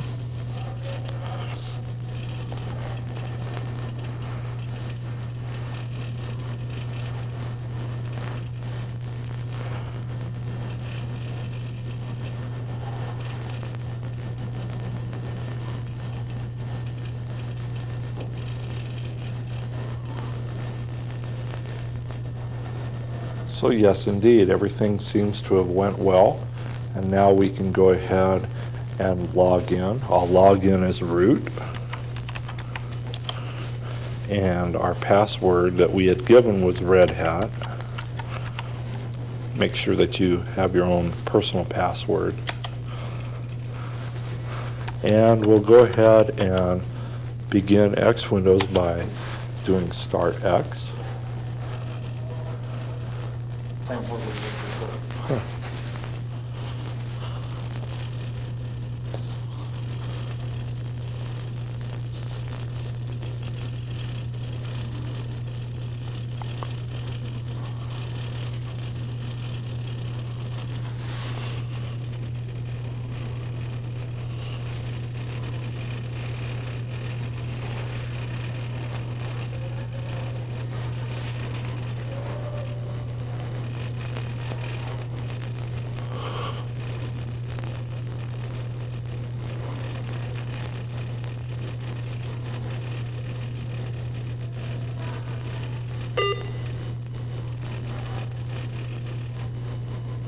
And here we are, we've successfully loaded Red Hat software, the Red Hat Linux distribution, and we see various utilities that we have available here. And here's Red Hat's control panel, which we can do file system configuration with. We can search our help systems to find out information. We can configure our network, and we can configure our printer. We can go ahead and set our time and date. We can set up a user and group configuration, and we can do package management, which means that we can install and delete packages as needed. And we can bring up various X windows, and we can see different modules that we have. And we have a clock, So we can bring up additional windows.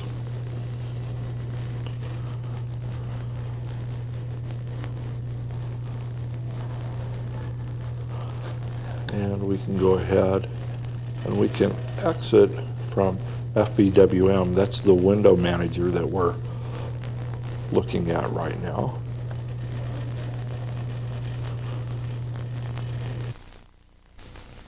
Okay, now we're going to take a look at the Slackware installation. The Slackware distribution was created by Patrick Volkerding, and the first thing that we need to do, we have to decide how we're going to partition our hard drive. I've already made that decision here. If we take a look at this hard drive partition using the DOS F disk, we're starting off in DOS, and we can go and look at the partition information by selecting option 4, and here we're inside of F disk looking at the partition table, or in other words how the hard disk drive is divided up, and we can see that our first partition is drive C, and it contains a DOS file system. It's 100 megabytes in size, and that is 25% of the hard disk space. As you can see below, the total disk space is 406 megabytes. So in other words, around 300 megabytes I'm devoting to Linux. So we can get out of FDisk by pressing escape. And one more time. And we're back to the familiar MS-DOS C prompt. The first thing that we're going to need to do is insert the CD-ROM into our CD-ROM drive. Now I have an IDE CD-ROM drive. It's by TIAC. It's one of the newer 6x or 6 times speed IDE drives. And I'll go ahead and change to that drive now. And we'll take a look at the directories at the root of the D drive, which is the CD-ROM drive, and we can see a number of directories. This particular CD-ROM, which has Slackware on it, which is a popular distribution available by many different vendors, this Slackware version is the one that is included on the CD-ROM on Yggdrasil's Linux Bible. So now we need to navigate to the Slackware directory. The Slackware directory is the SLACKWAR directory. So that's SLACKWAR. I need to change to that. Now I need to look at the contents of that directory. From here I can see a number of interesting directories. The ones that concern me are on this distribution, and every Slackware distribution you'll find similar directories. I want to go and look at the contents of the installed directory.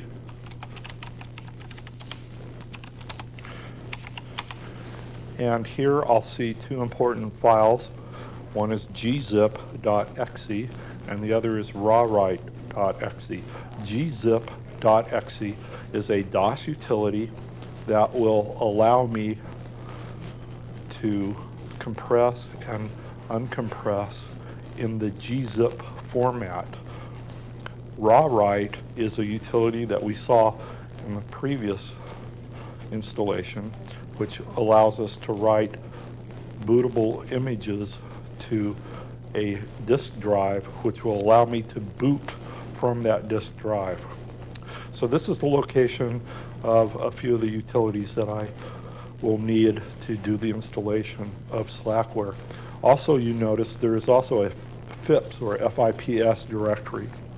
In that directory, you'll find a non-destructive hard disk drive partitioning utility. This utility has been out on the market for a number of years, and Yggdrasil makes no guarantees on or takes any of the responsibilities of anything that happens using FIPS. But it is there, and people have had success with using FIPS. So now I'll go back to the Slackware directory, and I'll take another look at the directory structure. And I see that there are several other directories that I'm really interested in. One of them is boot dsks.12 and boot dsks.114.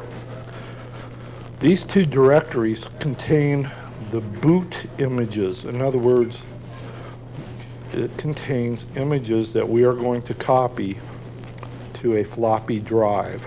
Now the boot disk.12 directory contains boot images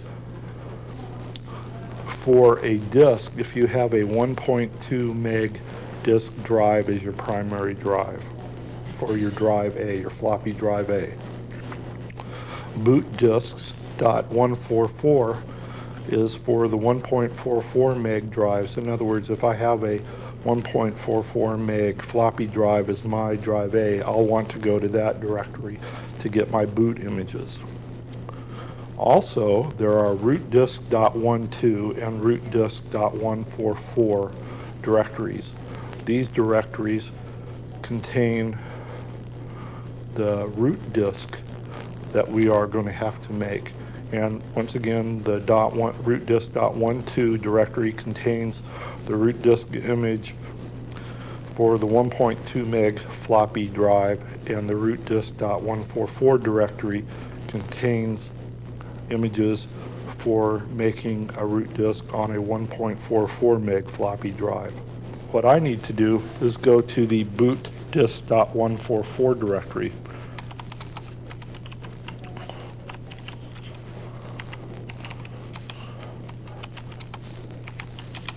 I'll get a listing of that directory now, and I can see a number of files under here.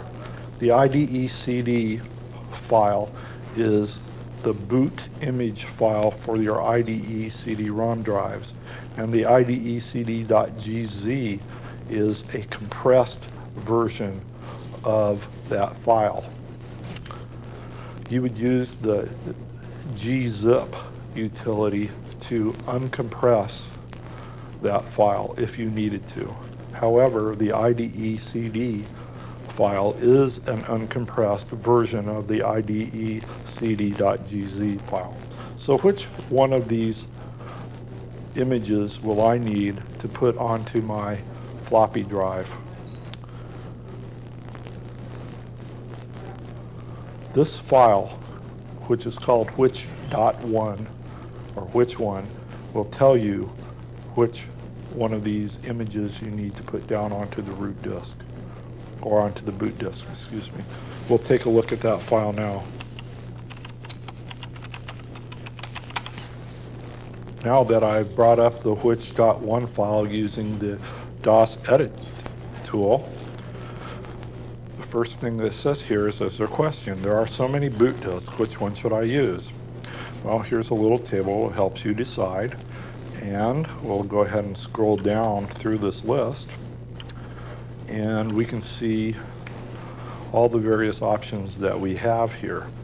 Now, I have an IDE hard drive, and my Slackware source is on an IDE drive. So if I look at here, which is the IDE drive, and I go under the column for, I'm putting it onto an IDE hard drive, it says that the kernel that I need to, or the boot image that I need, is the IDE CD boot image. So that's the one that I'll use. I'll get out of here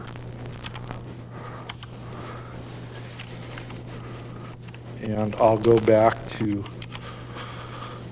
seeing the IDE CD boot image and the utility that I can use to copy the IDE CD boot image to my boot disk that I will be using to boot up into Linux for the installation. I can use the utility called raw write. We found the raw write in the directory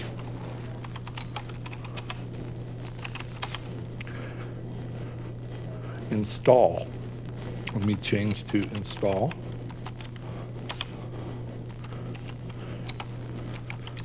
And there is rawwrite.exe. Now what I'll do is I'll go back to the boot disks.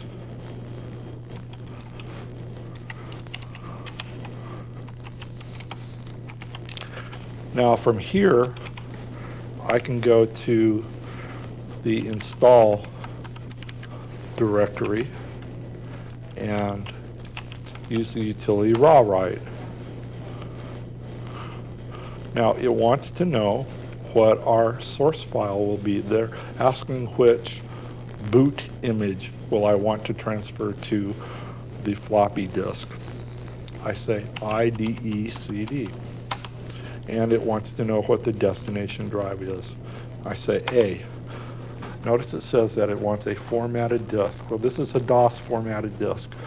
I'll put that into drive A and press enter. Now that I've done the transfer using rawwrite to the floppy disk with the image, in other words, I have made a boot image, I clearly label that as my boot disk, my Slackware boot disk. I clearly labeled that one. Next, I need to make a transfer of a root disk to my floppy disk. So I need to go to the root disk, and of course I have a 1.44 meg floppy drive, so I go to that directory. If you had a 1.2 meg hard drive, or 5 1/4 in other words, you would want to go to the root disk.12 directory. Here I'll list the contents. Once again, I'll use the rawwrite utility, which is located in the directory below in the install directory, and we'll use rawwrite. Now it wants to know what the source file is. Well, once again, I said that was color 144, and it wants to know what drive. Once again, that's a 1.44 meg DOS formatted floppy. I'll put that into drive A, and I'll press enter, and it'll transfer color 144 image over onto the floppy disk. Now that I have both my root disk and my boot disks made using the rawwrite utility, and I have them clearly labeled as boot disk and root disk, at this point in time, I can go ahead and begin the installation of the Slackware distribution. I do this by inserting the boot disk that I've just made into my floppy drive A. And then I reset the computer. I can do this by pressing Control, Alt, and Delete, or by pressing the reset key. This will reboot the computer.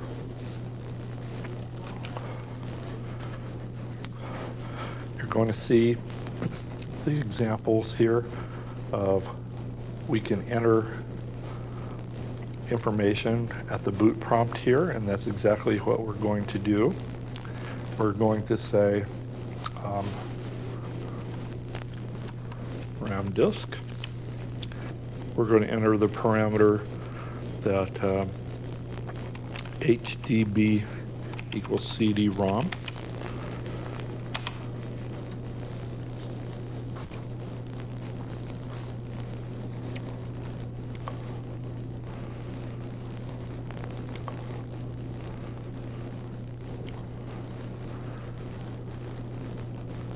Do not be concerned with the information necessarily at this time that has been displayed on the screen. what has happened here, it has looked to find if we have had any SCSI drives. It was trying to find out what type of hard drives that we have and what the CD-ROM is. It successfully found the CD-ROM, and it also successfully found that we have a hard drive. Next, it is asking us to put the RAM disk, or what we call the root disk, in Slackware. Even though it says RAM disk on the screen, they are referring to the root disk that we made, the root disk floppy. I'll press enter.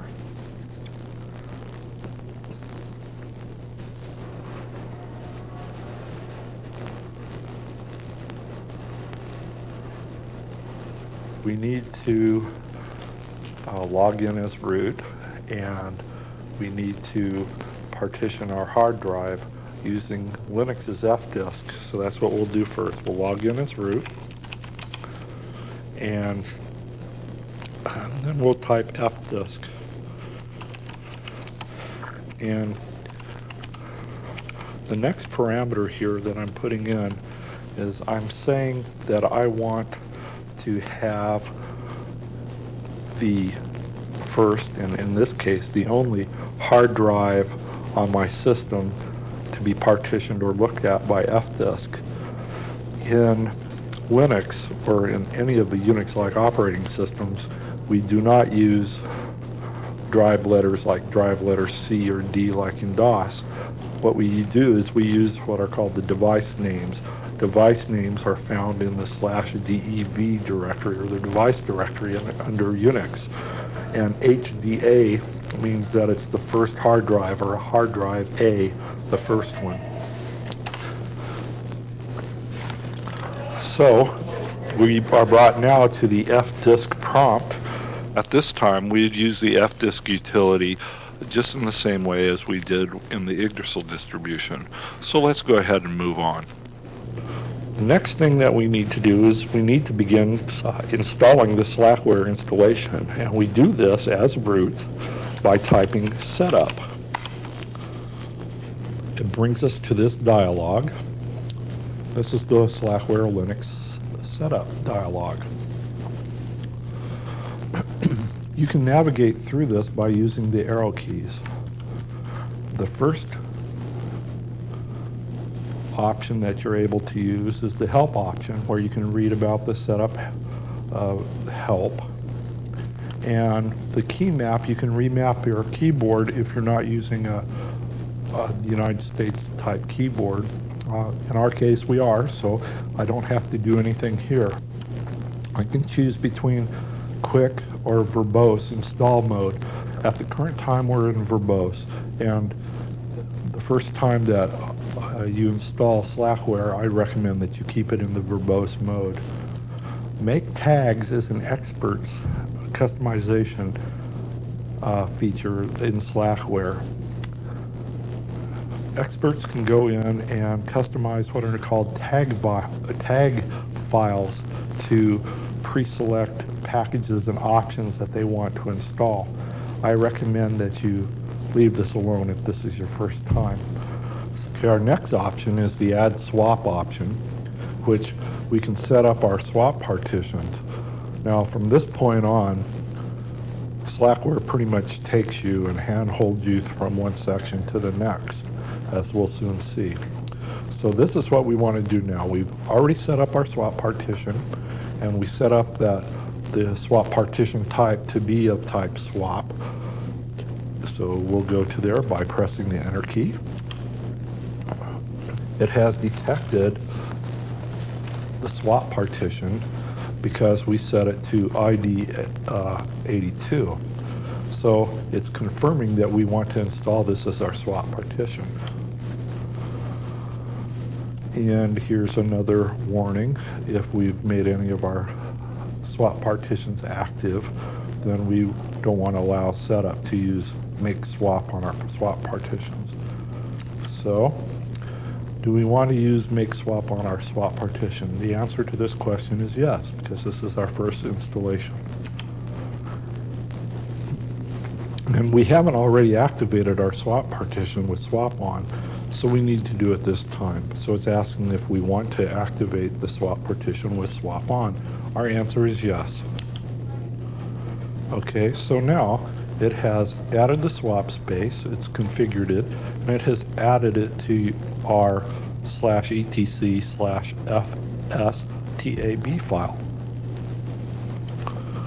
The fstab stands for File System Table, and the entry that is listed below is what has been entered into that file system table. It has said that our third partition on hard disk drive A is a swap partition, and it's going to take the defaults. Now that we've set up our swap space, we want to continue on with the installation. We decided that /dev/HDA2 was going to be our root partition. This partition hasn't been formatted. It was partitioned but not formatted, so we need to format it now, and we'll do a quick format.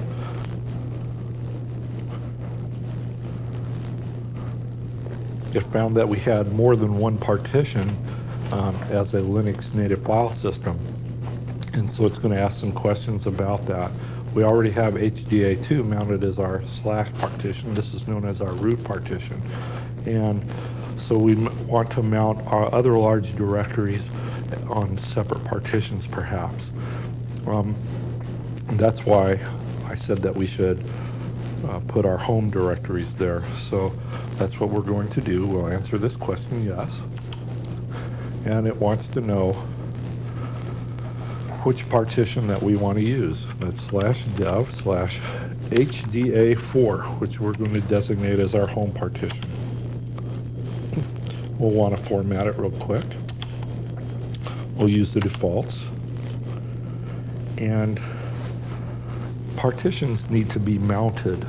We're going to put it in our home directory, so that's where we're going to mount /dev/HDA4 as home. That's how I designate that. And once again, this entry will be added into our fstab file, which is the file system table. Notice that /dev/HDA4 with the mount point of home, and it's an ext2. That means the second extended file system for Linux, and it's taking the default. And would we like to mount some more partitions? We can say yes to this. And here it says enter the partition you would like to use, or type quit to quit adding new partitions. So we'll enter Q here for quit adding new partitions. And it found that we do have a DOS file system on board here, and it wants to know if we would like to make some of these partitions visible from Linux. Well, that's a good idea. I can read and write to my DOS file system from here. And I'll be able to use the DOS emulator and use some of the files from my DOS partition, so I can make it available from Linux. So I'll answer this question yes. It wants to know which partition we want to access from Linux. In this case, there's only one. It's /dev/HDA, which is our first hard drive, and 1, which is the first partition on that hard drive. Now it wants to know where to mount this within our directory tree, to mount it under DOS C, because that's like my C drive under DOS, so that's sort of a remembrance I can use as DOS C. And once again, it has added that partition to our FS tab. Now we don't need to enter any more partitions, so we can enter Q here to quit adding new partitions. And now that we've set up our target, that's where we're going to put Linux, it wants to know if we want to go on to the source selection and select our installation media. And of course we do. So we're going to install from a CD-ROM. So we'll navigate down to that selection 5, press the OK by hitting the Enter key. And we're going to install directly from the Slackware CD-ROM. And the type of CD-ROM that we have is the IDE interface CD-ROM, which is selection number 7. We press the enter. Well, ours is HDB, which is the primary IDE drive number 2. We can run most of the Slackware from the CD-ROM if we're short on drive space, or we just want to test out Linux. I don't recommend doing that because it runs rather slowly from the CD-ROM. You want to have a usable system, so you want to go ahead and do a normal installation to the hard drive. This is a term that Slackware uses. It's called disk sets, and we'll see what they are in a second. If I get to an option that I want to install, I can go ahead and press a space bar to toggle on these, so that will be selected. So let's say, of course I want to have the base Linux system, and for the sake of brevity, I am going to just select a few things here to install. I want to put the X Windows system because I want to demonstrate it being installed, and some X applications also. But there are many different things that I can select here, but I'm going to just select these few. Now that we've decided what we want to install, we can begin by moving to the installation section.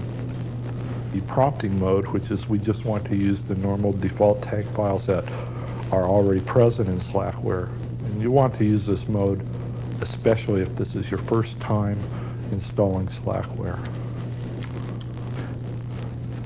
Well, it's installing what is called Disk Series A because Slackware has the unique ability between all the distributions to be installed entirely from floppy disks.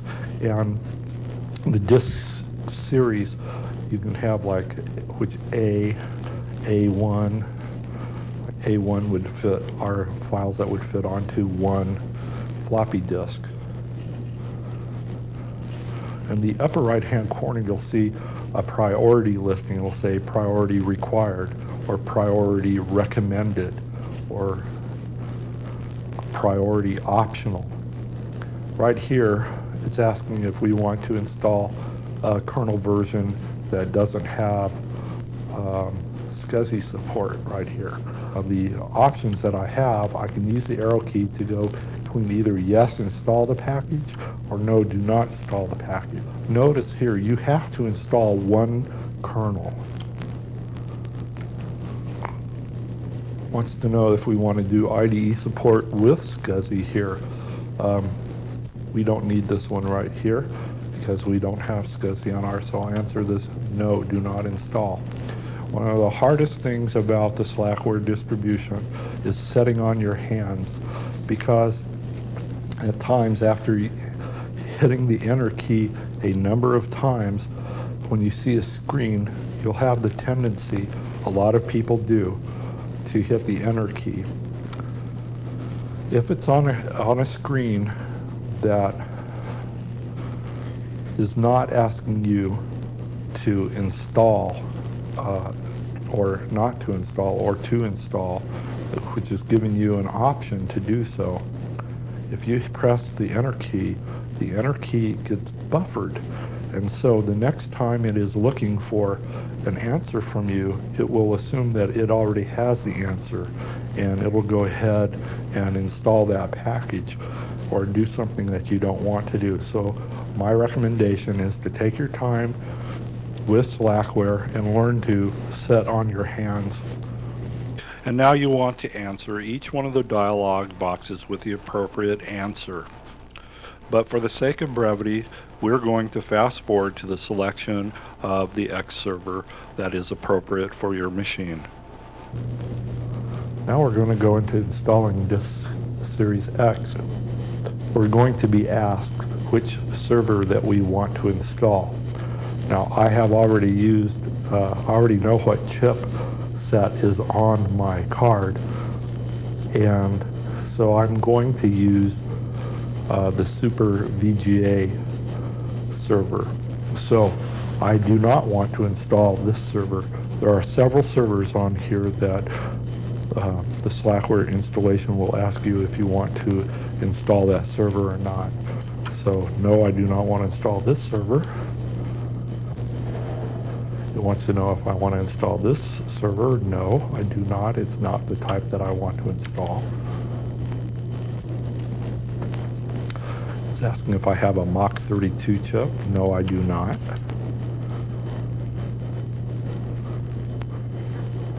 I have a Mach 8 chipset. No, I do not. Wants to know if I want to use it as a monochrome server. That'd be pretty boring, so no, I don't. Wants to know if I'm using a P9000 chipset. No, I'm not.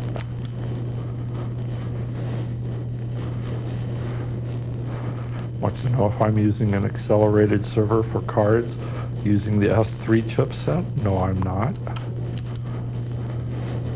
You can find out what chipsets that you have by looking at the card or by looking in your video documentation, your video card documentation. Now this is a super for just super VGA cards. That's what I will go ahead and install here.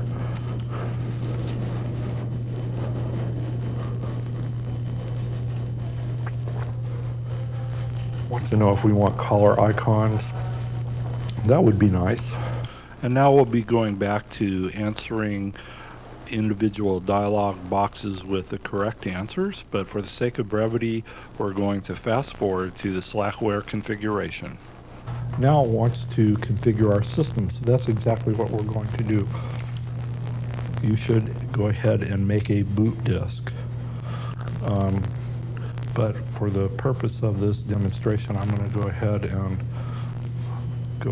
continue with the configuration instead of making the boot disk. But once again, I caution you, make a boot disk. We do not have a modem onto this on this machine here. And so it says, would you like to set up your modem? The answer is no. This will ask if we want to configure a link to our mouse device. So we want to say yes if we'd like to set up our mouse. And we happen to have a Microsoft compatible mouse, so I'll just press OK here. It wants to know what our mouse serial port is. Ours is on COM1 under DOS or TTY S0 under Linux.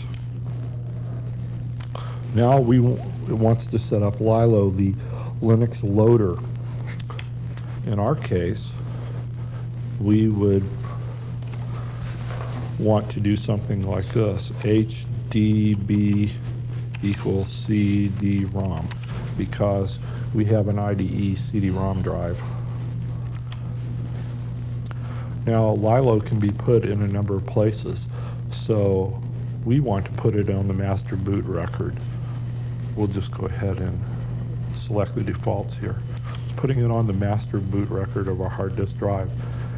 We can choose a delay in here. And the reason why we want to have a delay is that I can select the order that I want to boot in what operating system. For example, at my system at home, I have Linux on there and I have DOS on there on my system. And so I have it set up where after 5 seconds, if no selection is made, it automatically goes ahead and boots into DOS. This is a concern for people that have a computer that a number of people have access to. So we'll go ahead and put up a 5-second delay. The first thing that I want to do is add a DOS partition to the Lilo configure file.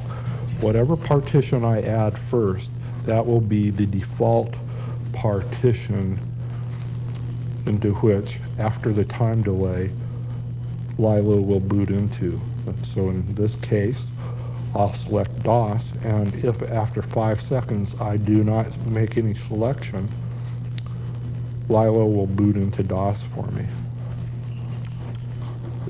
It wants us to identify which DOS partition to go ahead and boot from. and I'll enter HDA1, which is our only DOS partition. But this can show you that there can be multiple operating systems on here, and at boot time you can select which one that you want to boot from, and ask for a short unique name for this. I'm going to say DOS. Now I want to add the Linux partition to the configuration file. The Linux partition that I want to boot to is the root partition, which, if you recall, is /dev/HDA2, or the second partition on hard drive A, and wants us to use a short name so that we can tell the bootloader which operating system to load into, and I'll select Linux. Next, I'm going to install Linux. Basic idea behind Linux, Lilo, is this. At boot time, there is no operating system on your computer. And because there is no operating system on your computer, it does not know about the file systems. And because it does not know about the file system, it cannot read the lilo.config file that we're creating here. So what the Lilo utility does is it reads the information contained into the Lilo config file, and it puts that information onto the master boot record. The master boot record will contain information as to where the exact point is on the disk on our hard drive that we want to go ahead and boot from. And that's why when we install Lilo, and we put that information on the master boot record, if we make any changes to the Lilo config file, what we need to do is rerun Lilo again so that information will be rewritten to the master boot record. So we'll install Lilo now. Now it wants us to set up our time zone. We are US Pacific.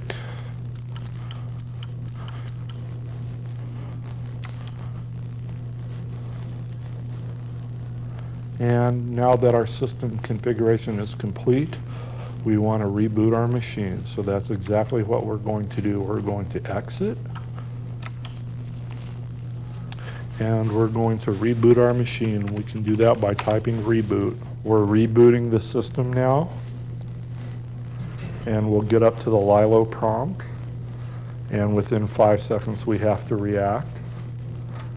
And we can do that by hitting the control key, which will give us the boot, and I'll be able to type Linux in this point in time, and as we can see, it will go into Linux. We have successfully installed Lilo and the Linux operating system onto our hard drive. The next step is, after that we have Linux up and running, we need to install X, and that will be our next step. When we want to install X, we have certain responsibilities of knowing what information is on our machine. For example, we need to know what video chipset that we have. We need to know what kind of mouse we have. We need to know what type of monitor we have. And if we know that information, and you can get that from the documentation, the user manuals that come with when you buy the hardware, then you should be able to install X Windows without a problem. Now, it's asking me to do a login. I type root here because I'm going to be logging in as a root user. And it notifies me that I have some mail. Now I need to find out some certain information. For example, I want to know what video chipset that I have here. I can use the utility superprobe, and superprobe will come back with information telling me what type of chipset that I have on this card here. It says that I have a Super VGA, and that the chipset that I have is a Cirrus CL-GD5434, and that it has 1024 kbytes or kilobytes of memory here. In other words, it has 1 meg of video memory, and it has a RAM DAC on board. So what I'm going to use, I'm going to use this information that I've got here using SuperProbe. Once again, that was SuperProbe with a capital S and a capital P. It's one word. I'll use this information when I go ahead and set up X. There's another utility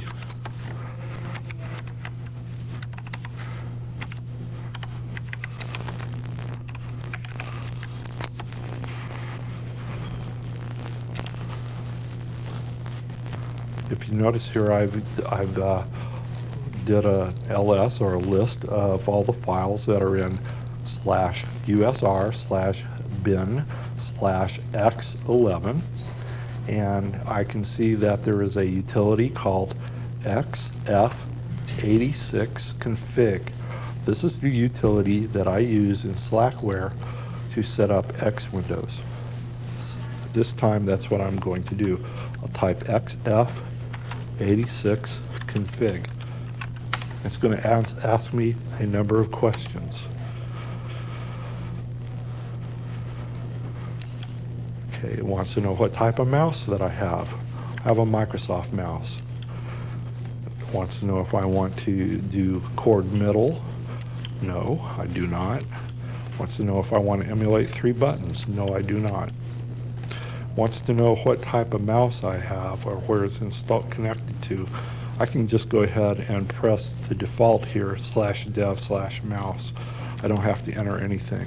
It's to know if my keyboard, if I want it to generate non-ASCII characters in X. I don't want to do this. I don't want to change the key bindings. Now it wants to know for the specifications on the monitor. I have looked to see what my horizontal sync in kHz in my monitor's manual is. Found the information there. Now it wants to know what the range of my monitor is for the vertical sync. I found that is 1. And now I have to identify, enter a string, which means just type in a name. I don't have to do that here. I can go ahead and just press enter and it'll create a default name for me. That's what I'll do here. And now it wants to know if I want to look at the card database. Say yes. And I can go ahead and see that I don't have any of these video cards here, so I'll press a space. Or I'll press enter to go to the next page. I happen to have a Diamond Speedstar 64. Notice that it has the CLGD 5434 that I found out was a chipset using SuperProbe, but I also know that I have a Diamond Speedstar 64 card inside of my computer here. So I'll be able to answer this one with the number 31. And it's telling me here that the server that I need to install it onto is the XF86 SVGA server. Well, that's the one that I installed during the installation of Slackware. And now it wants to determine which server to run. Well, I'm going to use the SVGA server that I selected during the installation, which is option 3.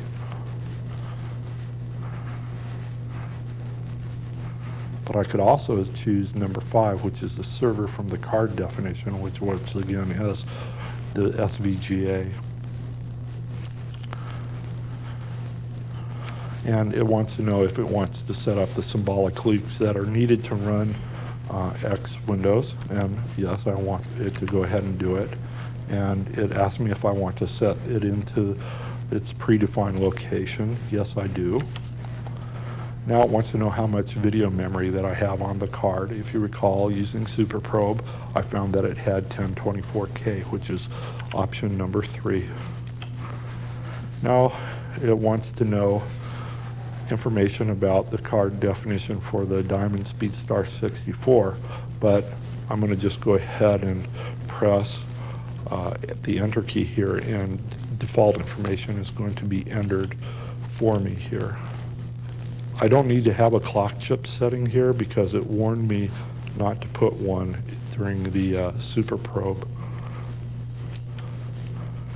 and it doesn't want to have it probe clocks, and the card definition says not to probe clocks, so I don't want it to be done.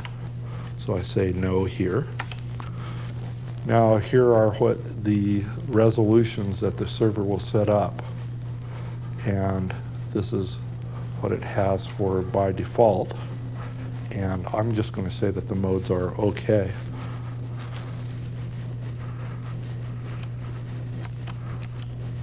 And now it's going to write the XF86 config file. This is the file that when you boot X, it looks at that file to be able to determine how to display onto your screen. I have XF86 config, the configuration file written, and I should be able to go ahead and start up X. And I can do that by typing start X. And if I did everything correctly, X Windows should come up and run. Now we have X Windows. It's installed under Slackware.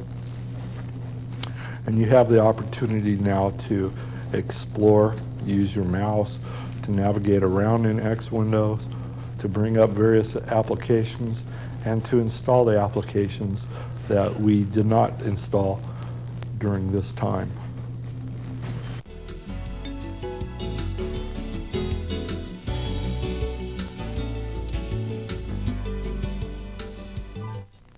What resources are available to the Linux community?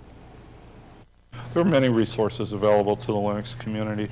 We have the news groups such as comp.os.linux and all the subtopics that are under that. There are a number of periodicals that commonly carry Linux articles, Byte Magazine, and many others. But the primary periodical is the Linux Journal. There are many books that are out about Linux now. There's Yggdrasil's Linux Bible, which is a collection of all the how-tos and all the documentation produced by the Linux Documentation Project. There are many good books like Running Linux by O'Reilly and Associates. And then, of course, there are many, many worldwide websites that have many, many good resources for it. One of the primary ones is at sunsite.unc.edu or tsx11.mit.edu. These are the primary sites that you're going to find information at on Linux. I have DOS on my hard drive. Can Linux share my disk? Linux can share your disk with many operating systems. This is done in a variety of methods. One of the primary methods is called Lilo, or the Linux loader. When you have the Linux loader on your machine, you're able to, at boot time, select which operating system that you want to. This is just one of the many mechanisms that are available. Other mechanisms are loadlin and bootlin.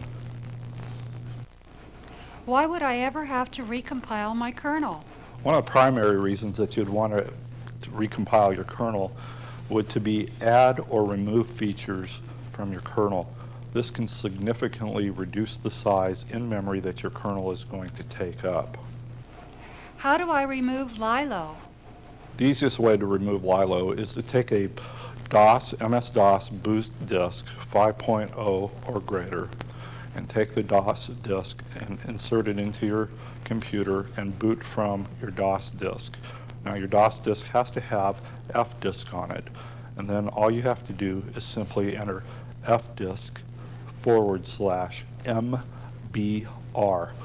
That stands for Master Boot Record. So you enter fdisk followed by a space, a / and MBR.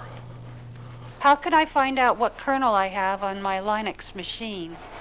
Finally, a simple question. Okay, it's very easy to do. All you need to do is enter the command uname-a. How can I find out how much memory is available?